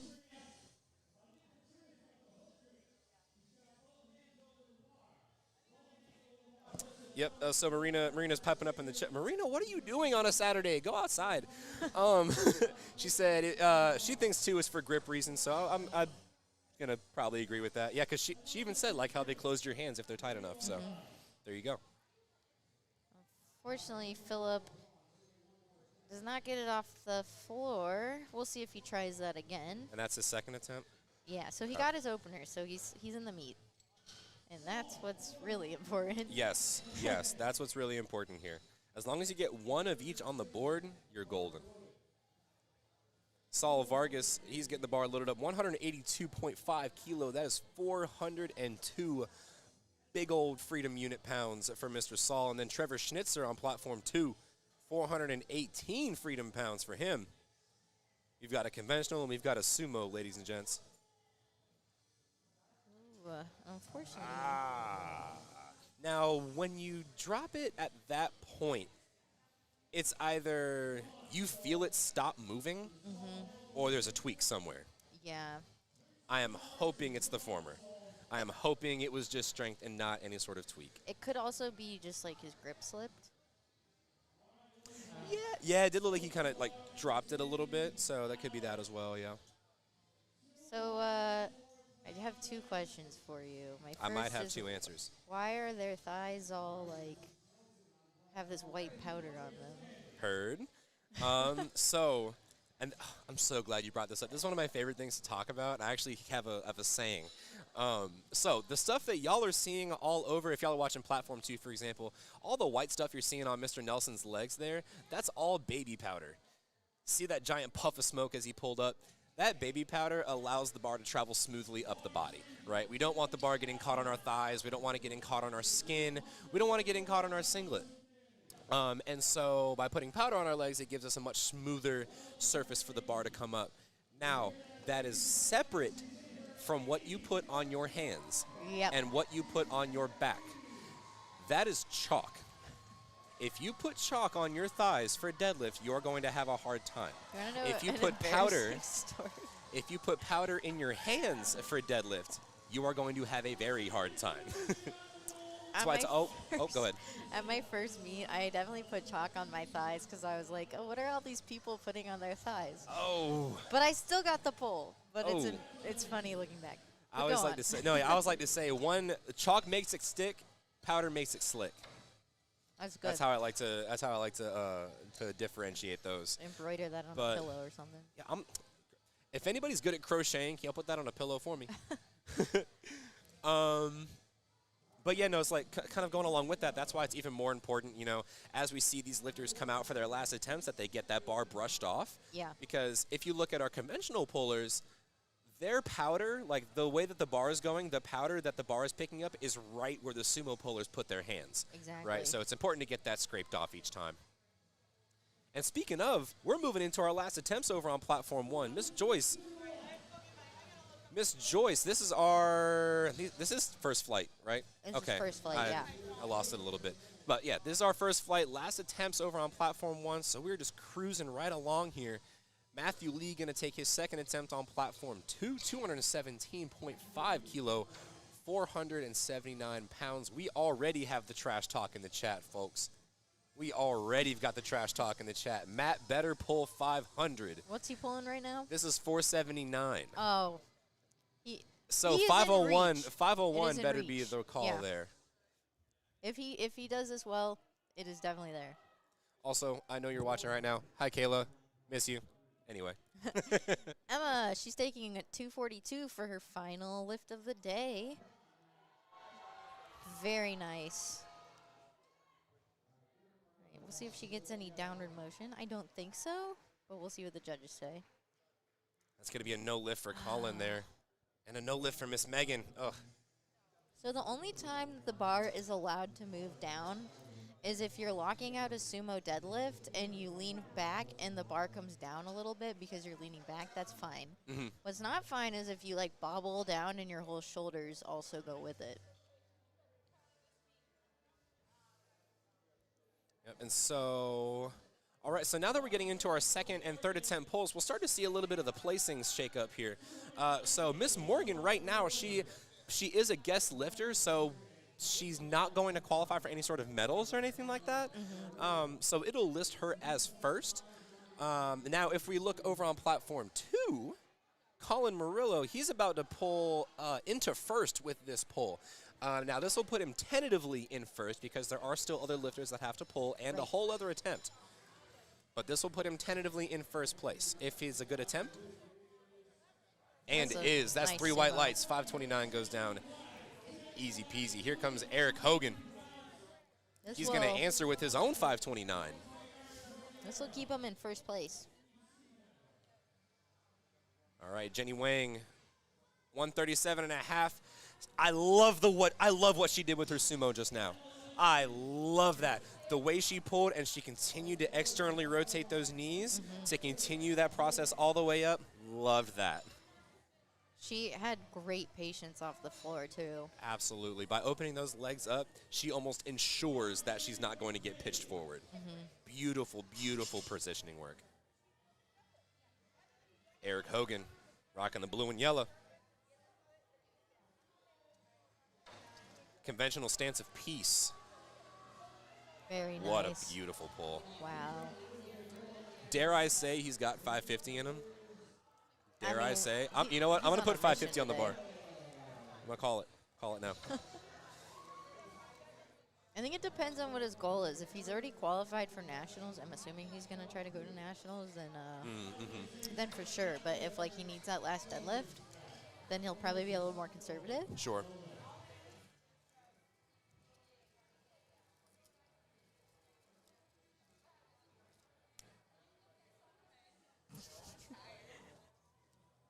I did not order a chicken sandwich.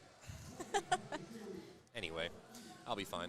Here comes Mr. Prem. He's going to break his own state record over on platform 1. And smart lad, he's only breaking it by 2.5 keys. Smart right. lad. No matter how good the second moved, be conservative, be smart. And Mr. Prem is the picture of smart. That is the best pull I have ever seen him do today. That is phenomenal. That was great.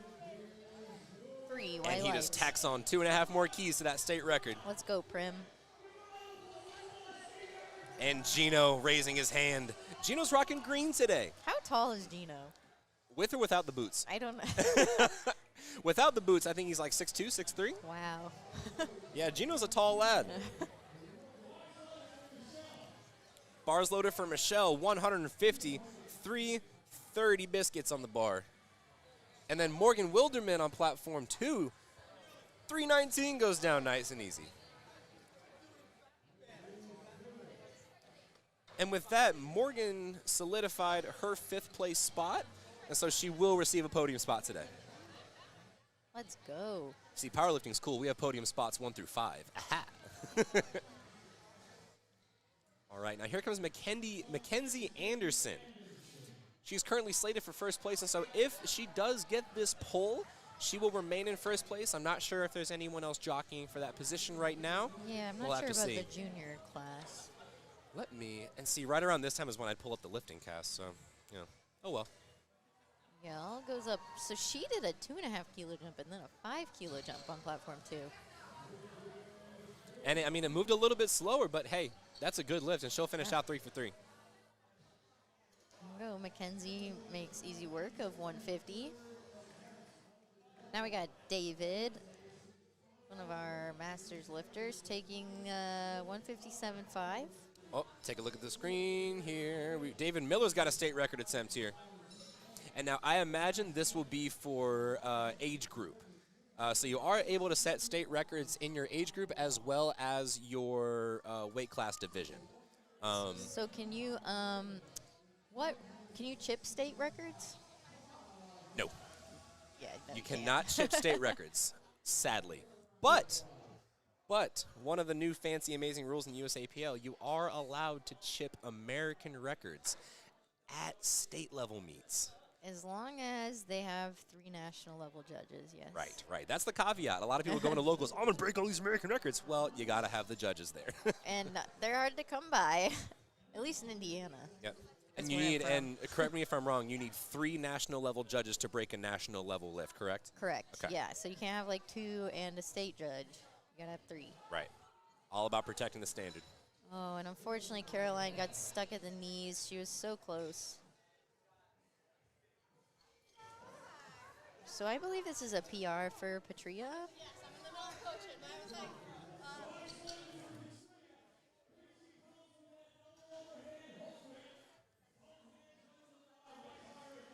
All right, here coming comes out Patria. for a Woo! Big pull. Look at the energy there. I'm here for it. I'm hyped with her. I'm bouncing. Let's go. Look at, she looks so happy. Come on, Patria. Listen, if you're happy and you've got that kind of energy, oh, finish. Oh, come on. There we Yes. go, Patria. Yes. What a finish. Yes, ma'am. 3 white lights. And What a so she's massive lift for Patria. And go her. giving the refs a Oh, handshake. man. See, etiquette, ladies and gentlemen. Powerlifting and sport etiquette. You always want to show respect. Always want to show respect for your spotters, loaders, your referees, volunteers. That's how you want to end a meet. You want to end on that high. Yeah. All right, let's see who is on the chats today. All right, we got Trevor. He's trying 190 again. He got stuck in the knees, so let's see if he can make it past that sticking point. Oh, and Can he finish? Can he Looks finish? Can he like- finish? Yes, he can. Yes, he can. Yes, Very he can. good. Trevor Schnitzer, what a pull. nice. That is case in point, Yeah. not giving up on that pull. That was amazing. 182.5. This didn't break the floor last time, but we'll see. Unfortunately, not today. No, not today for Saul Vargas. He'll still finish out with a solid deadlift, and he'll be on the board today. And he's going to be our last puller for our first flight of deadlifts. And we're going to move on to our last flight of lifting for session 1 of the Northeast Regional Championships. So after this flight is over, ladies and gents, we are done with our coverage. So watch closely. That was fast. I know, we're zooming. Lee Rogers, 2025. 67.5 kilos, Yeah, we're getting so many compliments on the glasses, which makes sense. obviously. Just kidding. Good deadlift for Kimberly. Now I have Catherine Berger on platform 1, taking 237 for a spin for her opener.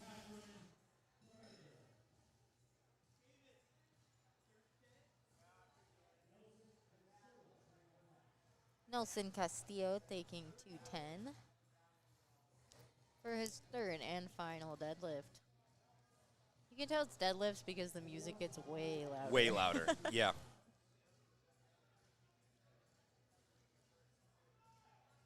Both of our lifters, platforms 1 and 2, getting set up for their sumo pulls. I love seeing the setups for sumo. It's almost a meme at this point. Yeah. And if any of you are any sort of familiar with who I am, Steve DeNovi called me, quote unquote, and gave me the best deadlift in the history of the USAPL. I'll have to look at it. I'll show you in the break. It's pretty nutty. I can't do it anymore because I don't pull sumo, but hey. Is he your coach? Steve DeNovi? No, I wish. Steve, if you're watching, Hi, Steve. homie. But no, he's the oracle. He's one of the greatest. I just want to say that he's a Purdue grad, and so am I. Boiler up, Boiler up. as they say, right? Is that what it is? Yep. Okay. Nicole taking 130. Easy.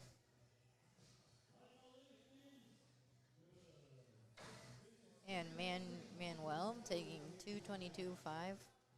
See, these are the numbers that I don't know what they are. That's anymore. 490. Yeah, once we get past 4 reds, that's where I start to have fun. Whoa! Thankfully, Manuel is okay. Shout out to Spotters and Loaders for being behind him there. Looks like maybe he slipped. Yeah, and that's a scary thing to slip on. If you're pulling sumo and you start to slip Yeah. out, Your that's scary. toes are in the danger zone. That's right. Now here comes Matt Lee. Matt Lee, you've got people in the chat that are ready to like disown you if you don't hit this. That's 222.5. This is 490. So chat, he's going to disappoint you. Looks like it's not going to be 500. But would you rather him get a good lift or would you rather him do what you said? Come on. I'd rather him get a good lift. Come on, Matt Lee. Getting those arms long. Very nice pull. Okay, think now that was wait. a I good think he call. probably could have gotten 501. Never mind. Chat, I'll be mad with you. He could have absolutely gotten 501. Alexis Mendoza with a great lift. Here comes Melanie right behind with 135 kilo. Just shy of that big 300-pound pull. That's right. And we are moving on to Mr. Eric Hogan. I believe he's going to be our last puller on platform 2. He's going to go up to 540 pounds. He's already solidified first place. I'm surprised he's only going up 5 kilos. His second moved so well. Well, at that point, I think, too, you know, like you were saying earlier, like, I don't know if he's qualified for nationals or not, or, you know, at this point, if he's just looking for placing, he's got it. So he can just have him a nice, easy pull. Maybe this is a small PR for him. Who True. knows? The intensity, though.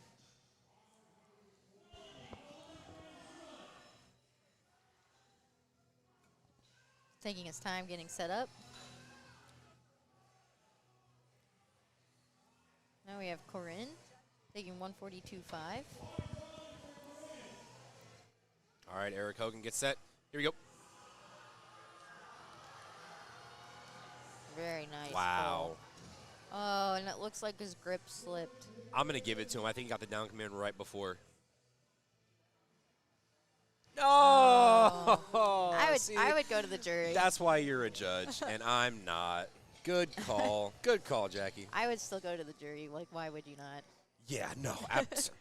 I think, you just saw a guy run across the screen. I think that was his coach running to the jury. Like, hey, what was that? I mean, 5 kilos could be everything. Yeah.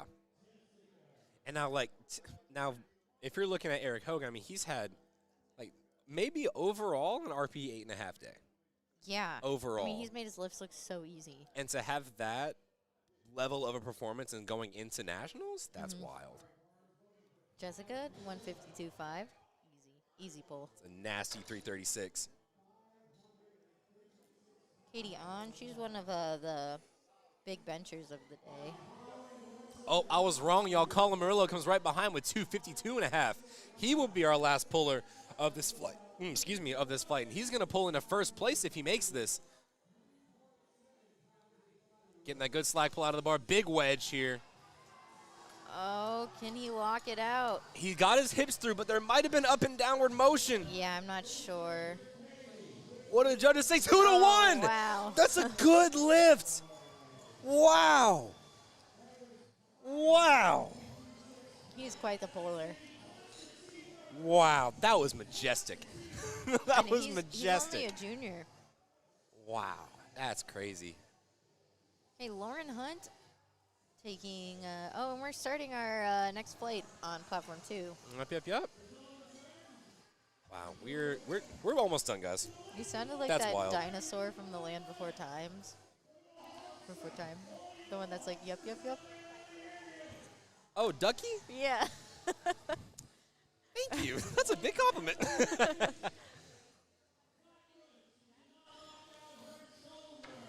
All right, Ashley Raposa, bar's getting loaded for her 369. Wow, these are some big pulls. Yeah, for an opener deadlift. Yeah. All right, looks like the bar is now loaded for Miss Angela on platform 1. A very even 220 kilo. We just saw Miss Tammy walk past, and my God. She looks If I great. could be that mobile and be that spry and strong and happy, that's the key word. If I could be happy at that age, my goodness. We got Samantha taking 177.5 for her opening deadlift. The bar is getting loaded up now for Miss Iris Espinoza. Samantha Lofredo, that's 391 pounds. 9 biscuits away from a 400-pound pull, ladies and gents. And this is only her opener attempt. As a junior, 67 and a half. Are you kidding me? And then Iris with an even bigger pull. My gosh, 3 white lights for both platforms 1 and 2. And Jana's opening at 400. Now, Jana, if you remember, only had a little bit of a bobble on that first squat and has had a great day to finish out thus far. Phenomenal benching. And now, Jana, like we were saying, similar to our lifter we saw in the first session, very long legs, short torso, and actually that short torso can help you a lot on bench. Yeah. Because if you have a shorter torso, you don't have to contract as far, or you can contract farther. Excuse me. Easy. So look at that. That only went up like what, a foot? Couldn't be me. So maybe she got one call on being soft in the shoulders, but otherwise, very good. And then we've got Monica DeBarros, 120 kilo opener, 264. We're already starting seconds on platform 1. And we have Gino's foot in the frame. Very nice. Oh yeah, that is Gino's foot. Any meet with Gino is a good meet. Oh yeah, shout out PSP Productions for allowing me the opportunity to travel with y'all across the country, because this has been a dope But getting to see Gino at all these meets is so fun. And getting to know Gino, too. Because Gino, fun fact, was at my very, very ever first powerlifting meet. Oh, really? Where was that? It was in Charlotte, North Carolina, the Fall Festival of Power. Jen Thompson was one of the code meet directors. Where is Gino from? New Jersey. Oh, okay. Yeah. But this is powerlifting is his life. I can tell. Which is not a bad life to live. All right, here comes Miss Tanya. She's going to take 275 on the bar. 125 kilo Catherine Berger over on platform 1. 117.5 kilos. That's 259 pounds. We got the Foo Fighters playing in the background. I'm here for it. I'm here for it. Now, unpopular opinion, I love classic rock when I'm lifting. Like all the dad rock, the Metallica, Foo Fighters, Limp Bizkit. Oh, I love it. You do you, man. Take me back to 2004 with a Mountain Dew, baby. Come on. As long as we're not listening to Nickelback, I'll survive. No, especially Nickelback. Oh, gosh. Especially Nickelback. What? No. Oh. The AirPods go in. What do you normally listen to, either in the gym or like warming up to the platform? Like death metal. Okay. Yeah. What kind of death metal are we talking? I guess not death metal, but I really love Spirit Box. Yes.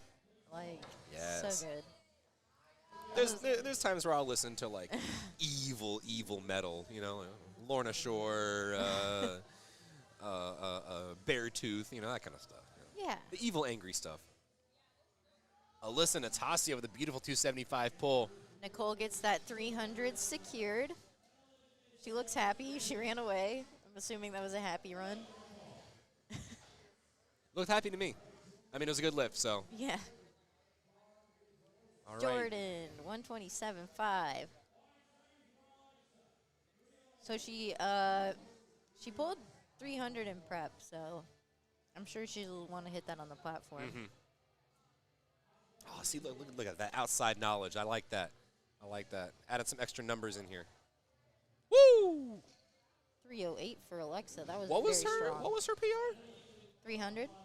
And that was 281, and she moved it like that. She's on a mission. Girlie, please. She's got at least 315 or more.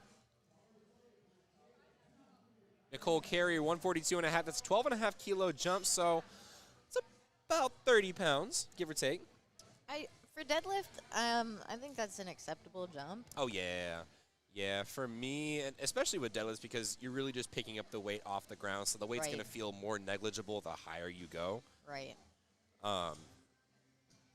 So generally making those bigger jumps, you know, like even for my younger lifters, like if they can handle it, 10 kilo jumps on deads are perfectly fine. Yeah. Now, granted, I'm not going to have them do 500 freaking pounds, but it's going to be something they can handle. Right. Miss Dawn coming up to platform 1, 303-pound opener. I'm loving, see, that's another thing I like to see. I love looking at the different socks everyone wears coming up to the platform. I'm a goofy sock lad myself. Do you wear like the sock that's like a chicken leg? No, You know I what think I'm those are talking played about? out. I think that was so last year. Oh, gotcha. My socks have unicorns and donuts on them. I like that. I love donuts. At Carolina Primetime, my socks had flowers and toucans on them. So, you know, I try to have fun with it. 300 for Megan. Easy. Whoa, you knew that was 300 off rip? That was crazy. Yeah. That's crazy. I look at 137.5 and I say, that's 137.5. 155 for Corinne. It's a 341. 341. I got it. Easy. And then Natasa with 308. Katie Ann's taking the 352. And Natasha's taking the 308. There we go. It's a very smooth opener. Natasa's kind of had a little bit of an up and down day. Squat panned out a little bit interestingly towards the end there. And then we weren't able to come through with that last attempt bench, but I think she's set herself up very well for nice attempts for pulls all the way across. All sleeveless. All sleeveless, wrist strapless, not beltless. If it was beltless, I would quit powerlifting. People that compete beltless are a different breed. Shout out my boy Evan, Beltless Hero Academia. There's this lifter in Britain. Her name is Joy. Join in on me, yep. Love watching her compete. 500 pounds beltless. Love watching her compete.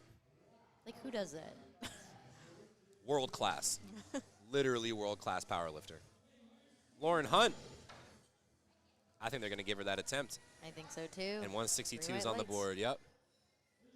Miss Carly Cummings. Miss Carly Cummings. Callan, wake up. Your mom's about to deadlift.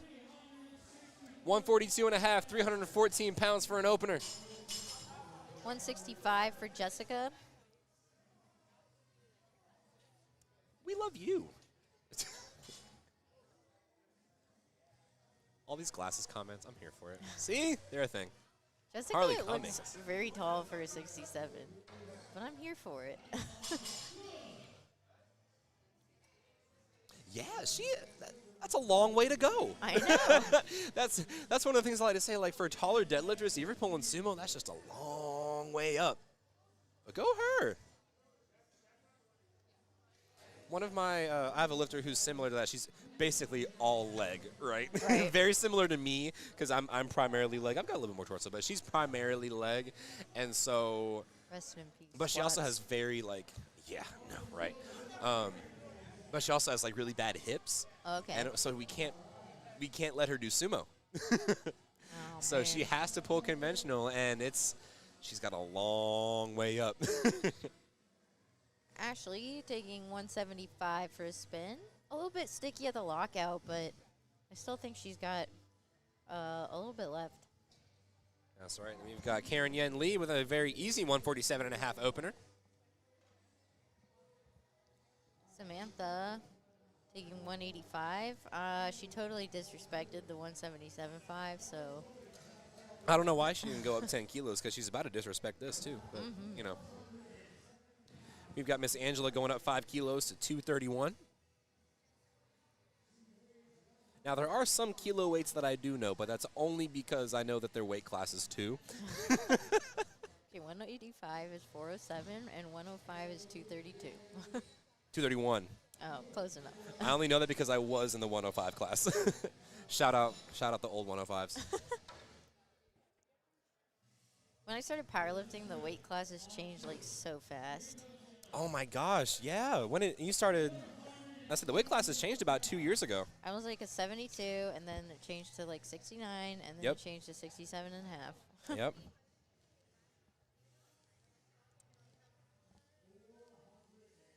Wow. Jana is going to take 192.5. Yep, there's that 10 kilo jump. I think she will be in contention for one of the best lifter by dots. That would be wicked to see. Now here's Iris Espinoza on platform 2. 259 goes down nice and smooth. Whoa! I hate that for her. Unfortunately, brush off the bar. Come on. So remember how we were, if y'all have been listening, ladies and gents, remember how we were saying that if you like miss a step on squat or you miss a command or your butt comes up on bench, if your grip fails on deadlift, I don't think there's anything more heartbreaking than that. No, especially at lockout. Dare I say there's anything more heartbreaking than that? And it was crazy. One of my buddies, Harrison Stockwell, he actually competed yesterday at the drug-tested USPA National Championships. Beautiful third attempt pull. And it's funny, the ref gave him the down command, and as soon as he got the down command, boom, gone. Oh, gosh. Harrison, if you're watching, we're all feeling for you, bud. Kimberly, 237. And she gets it for her final attempt. What a way to end the day. That's a good lift. Anna Stafford taking 130.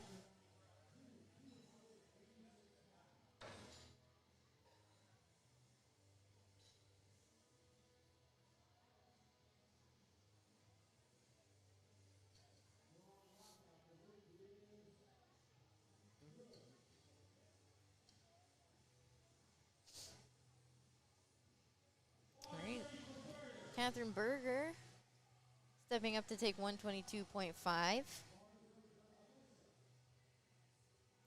That's about 270 pounds. And we have Alyssa taking 132.5.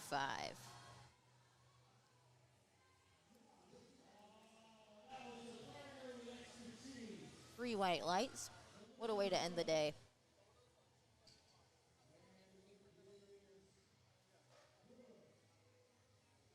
Now we have Tanya coming out for 135. Just shy of 300-pound. Second attempt.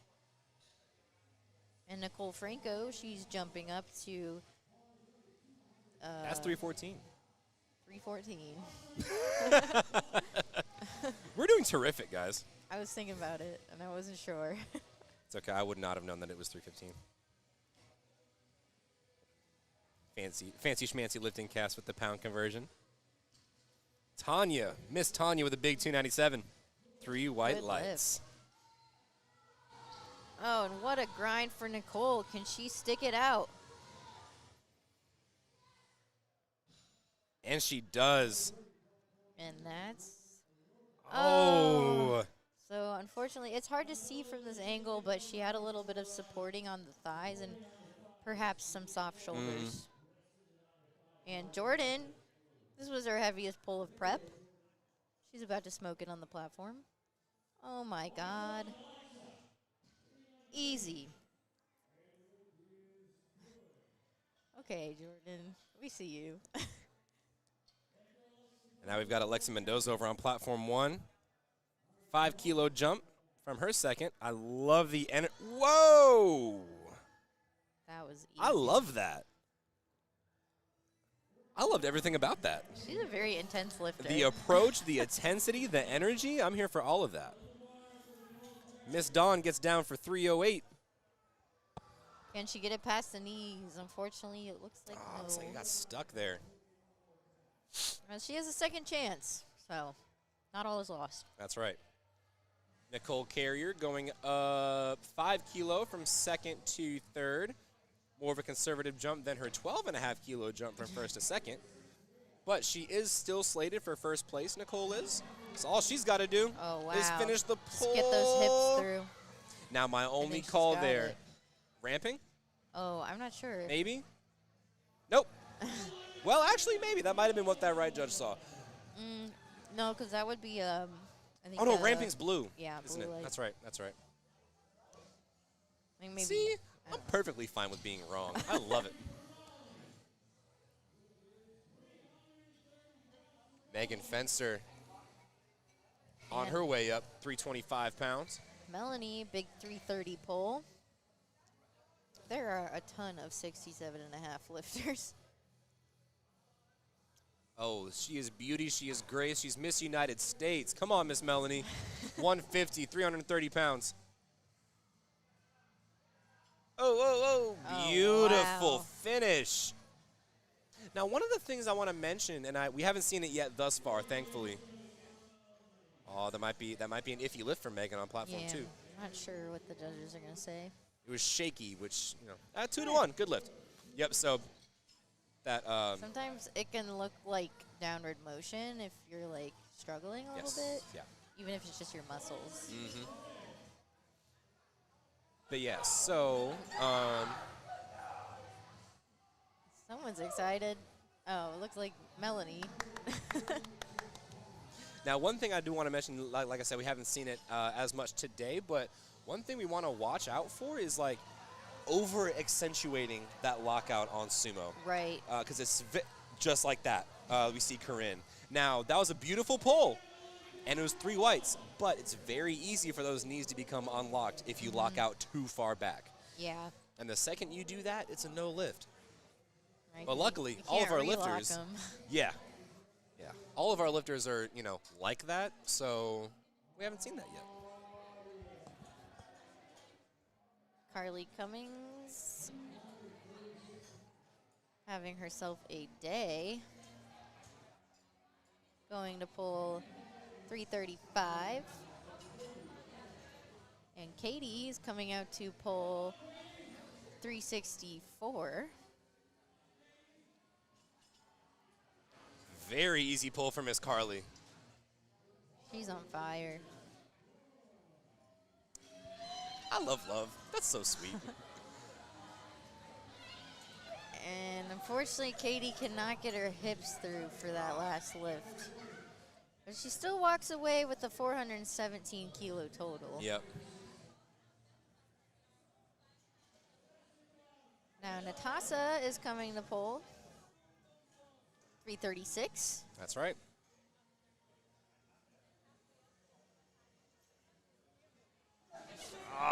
Fortunately not able to get that past the knees. But I think a lot of that, too, she might have wedged a little bit higher than normal, and her hips came up a little bit higher. So if she's able to wedge a little bit deeper, I think she might get enough of that oomph off the floor. Right. So maybe she has a good handler there to give her that feedback. Right. 175 for Jessica. Look at that. Look at the smile. The joy. Oh, I love it. 3 white lights.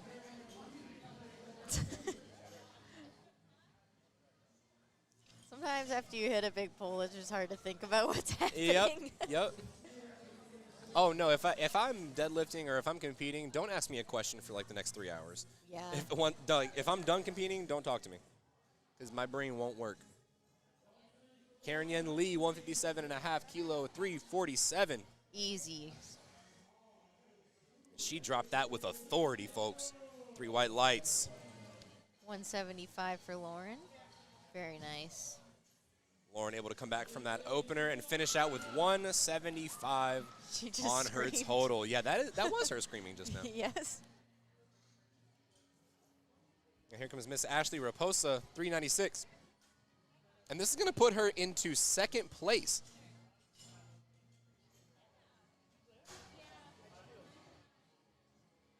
Angela coming out for 242. Oh, so it looks like we're starting our 3rd attempts on platform 2. Hey, so we're only like probably 8 or 9 lifters behind. That's not too bad. I've been in meets where it's whole flights behind. All right, so Ashley let the bar come out in front of her, but she still finished the lift. See, I missed that. Oh, and that's a no lift either. Darn. It looked good from the front. Looks great from our angle. Yep. But we can't tell the whole story. All right, here comes Miss Angela on platform 2. No, rack heights are going Samantha coming for the 190 kilo pole. That's nearly 420 pounds.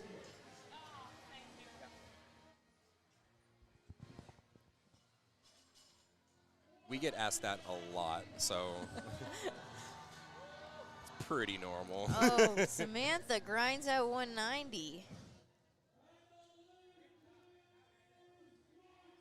Good lift.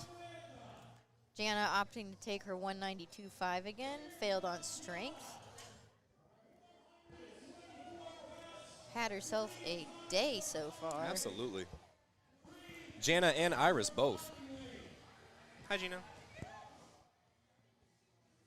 Get off the screen.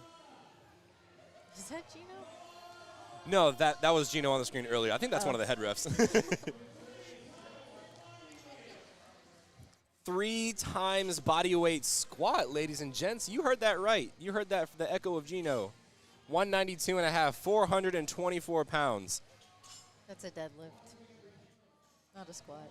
Did I say squat? Woo! It's getting late, folks. You gotta hold on to the bar. Not even 1 o'clock yet. Come on, Janet. Keep a good hold on it. There we go. You got it. Oh, no. She started to fall forward a little bit, and she knew it. Oh, God. That is heartbreaking to watch, Jana. She still walked away with a very impressive total. Absolutely. Absolutely. And ladies and gentlemen, that is going to finish up our coverage for all of Session 1 for Platform 1. We will see you back here for Session 2. We've actually got another stream for Session 2 for Platform 1, so be sure to hop onto that stream. We'll see you there. For all of you that have joined us on Platform 1, thank you. It's been an honor talking to you. It's been an honor hanging out with you. Go ahead and grab you a Lunchable and go and grab you some sour cream and onion chips, and we'll see you at 2 o'clock for Session 2.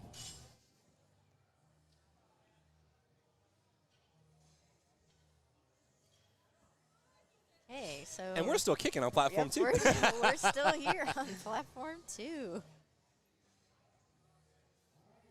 We have Dawn. Oh, it's so much brighter without the glasses on. My goodness. I know it's like hard to like look at the screen without the sunglasses.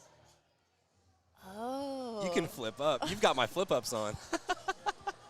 Whoa. That's amazing. There it is. Unfortunately, Dawn. I've got the same shirt. All right, Anna Stafford, 308 big old pounds on the bar for her.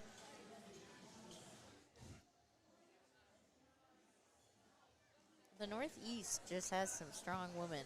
I don't know what they're putting in the water. I'm saying, like, it's got to be from the Hudson. Anna Stafford, and she's one of our junior lifters as well. That's crazy. I was not that great of a lifter when I was a junior. I was only, like, kind of just getting started as a junior. But Anna Stafford, that was a shaky, but it was a clean pull. 2 white lights to finish out for her. Fantastic. Then we've got Miss Tanya right behind with 314 pounds. Okay, Tanya, we see you. You know what? Just for the sake of the meat, that's 3 plates. Oh, yeah. The gym irons aren't calibrated. It's close enough. Yeah, who cares? 3 plates for Tanya. Ooh, Fortunately, not able to not find there enough today. juice off the floor there.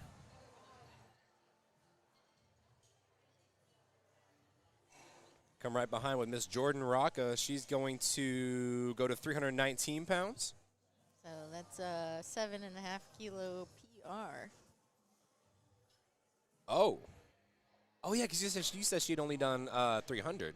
Yeah, it's probably more than that meat PR, but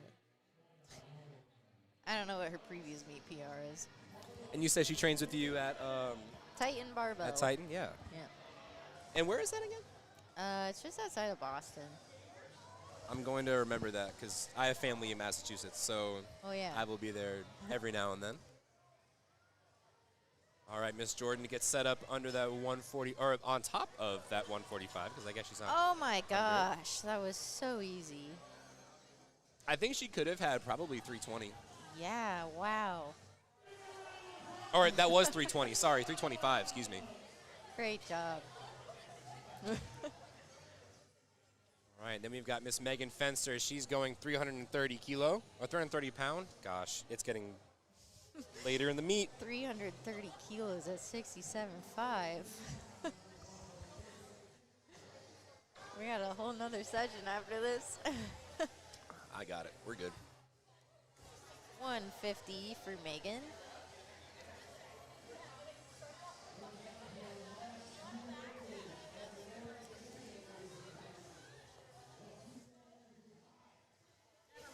Ooh, come on, Megan. Oh, No, it's not got a little today. too wobbly, lost a little bit of a grip there. Her hips look very high. It looked like she started them fairly high, like she didn't get that low of a wedge. And so from that position, it's really all hamstrings and lower back. Right. Once you get into that position from the sumo. And here comes Miss Jata. She's also going to take a crack at 130 or 330.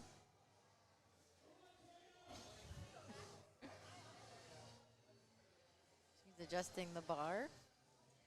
Sometimes after a lot of deadlifts, there's like some divots in the platform. Oh, yeah. So some people prefer to like roll the bar all the way back. Mhm. just so they don't I'm one of miss. those that rolls the bar all the way forward. Oh. I like to stare the head judge in the face.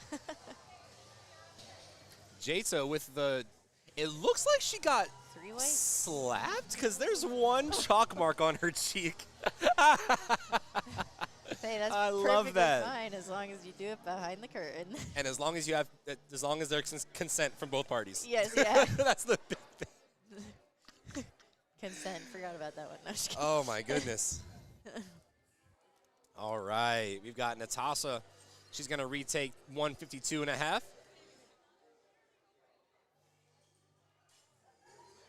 So she's the sleeveless squatter, right? That's Yeah. right. She has a really bright future in powerlifting. For only being in this age group, absolutely. And to make it to this point in regionals, to be one of the last pullers, Yeah. it's pretty crazy. Can she lock it out? Watch the feet, watch the feet, watch the feet, watch the feet. She's good. They She can just rock. rocked back. Yes. There it is. That's a way to finish out. And then we've got Miss Carly Cummings. She's going to be our last deadlifter for the session, ladies and gentlemen. 155 kilos, 341 pounds. Wait, is she really last? She might be. I actually don't know. I'm just asking.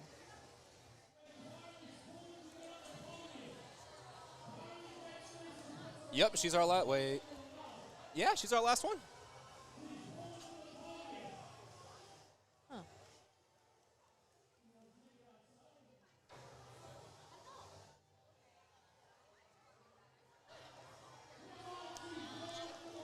All right, here comes Carly. And we got a ton of other lifters lining up outside of the live stream booth.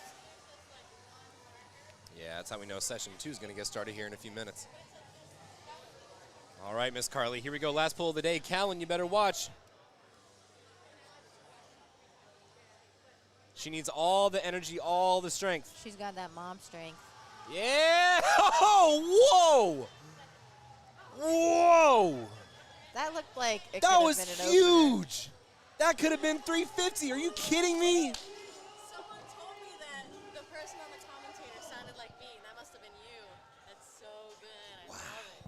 Hell yeah. Oh, ladies and gents, I was wrong. We've got Jasmine Sepulveda as our last puller of the day, 157.5. Oh, we are not done, folks. 347 pounds.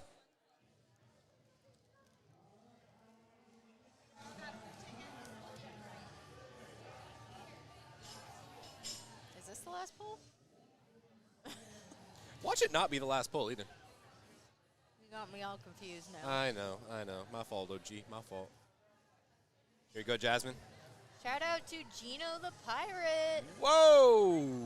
Big old pull. And yes, absolutely shout out to Gino. That man is, yep, see? Not the last lifter. This is Now for this- real the last lifter. This is guys. for real the last lifter. Yep. So this is where we kind of start to see that deadlift advantage, right? So Karen Yen right now she's projected at 10th, but this is going to move up 3-4 whole places in the 7th, Right. which is huge. Now it's not going to put her in a podium spot, but But I'd She's- rather be 7th. than she is 10th. 7th strongest in the entire region. That's like Yeah. 7 states, 8 states. Absolutely massive.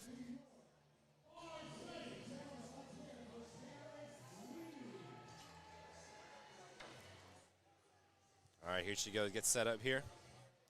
Rocking the all-black SBD. Karen Yen, if you're listening to this, I'm sorry for the slander I said earlier. She rocks it.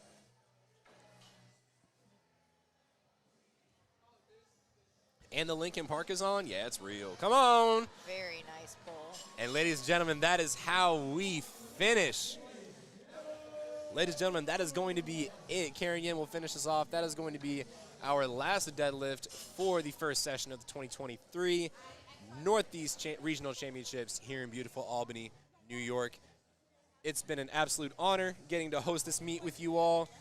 Don't go anywhere. Well, no, you can go somewhere. Get yourself a little bit of lunch. We've got about an hour before we start session 2 at 2 o'clock. There will be separate YouTube links for those, so be sure to follow us here on the YouTube. Want to give a quick shout out to all of our spotters, loaders, referees, volunteers, judges, whoever Sponsors. that have helped made this meet possible. All the sponsors, 110%, A7, White Toe, Bent Bar, Bent Bar, Powerlifting, and many, many, many, many, many more that have helped put on this meet. It's been an honor talking to you all. It's been Nick, a.k.a. Gainendorf, on the track with the one and the only. Jackie, a.k.a. Pizza Princess. And we will see you at 2 o'clock. Get yourself some cookout and a shake. Treat yourself, and we'll see you at 2 o'clock.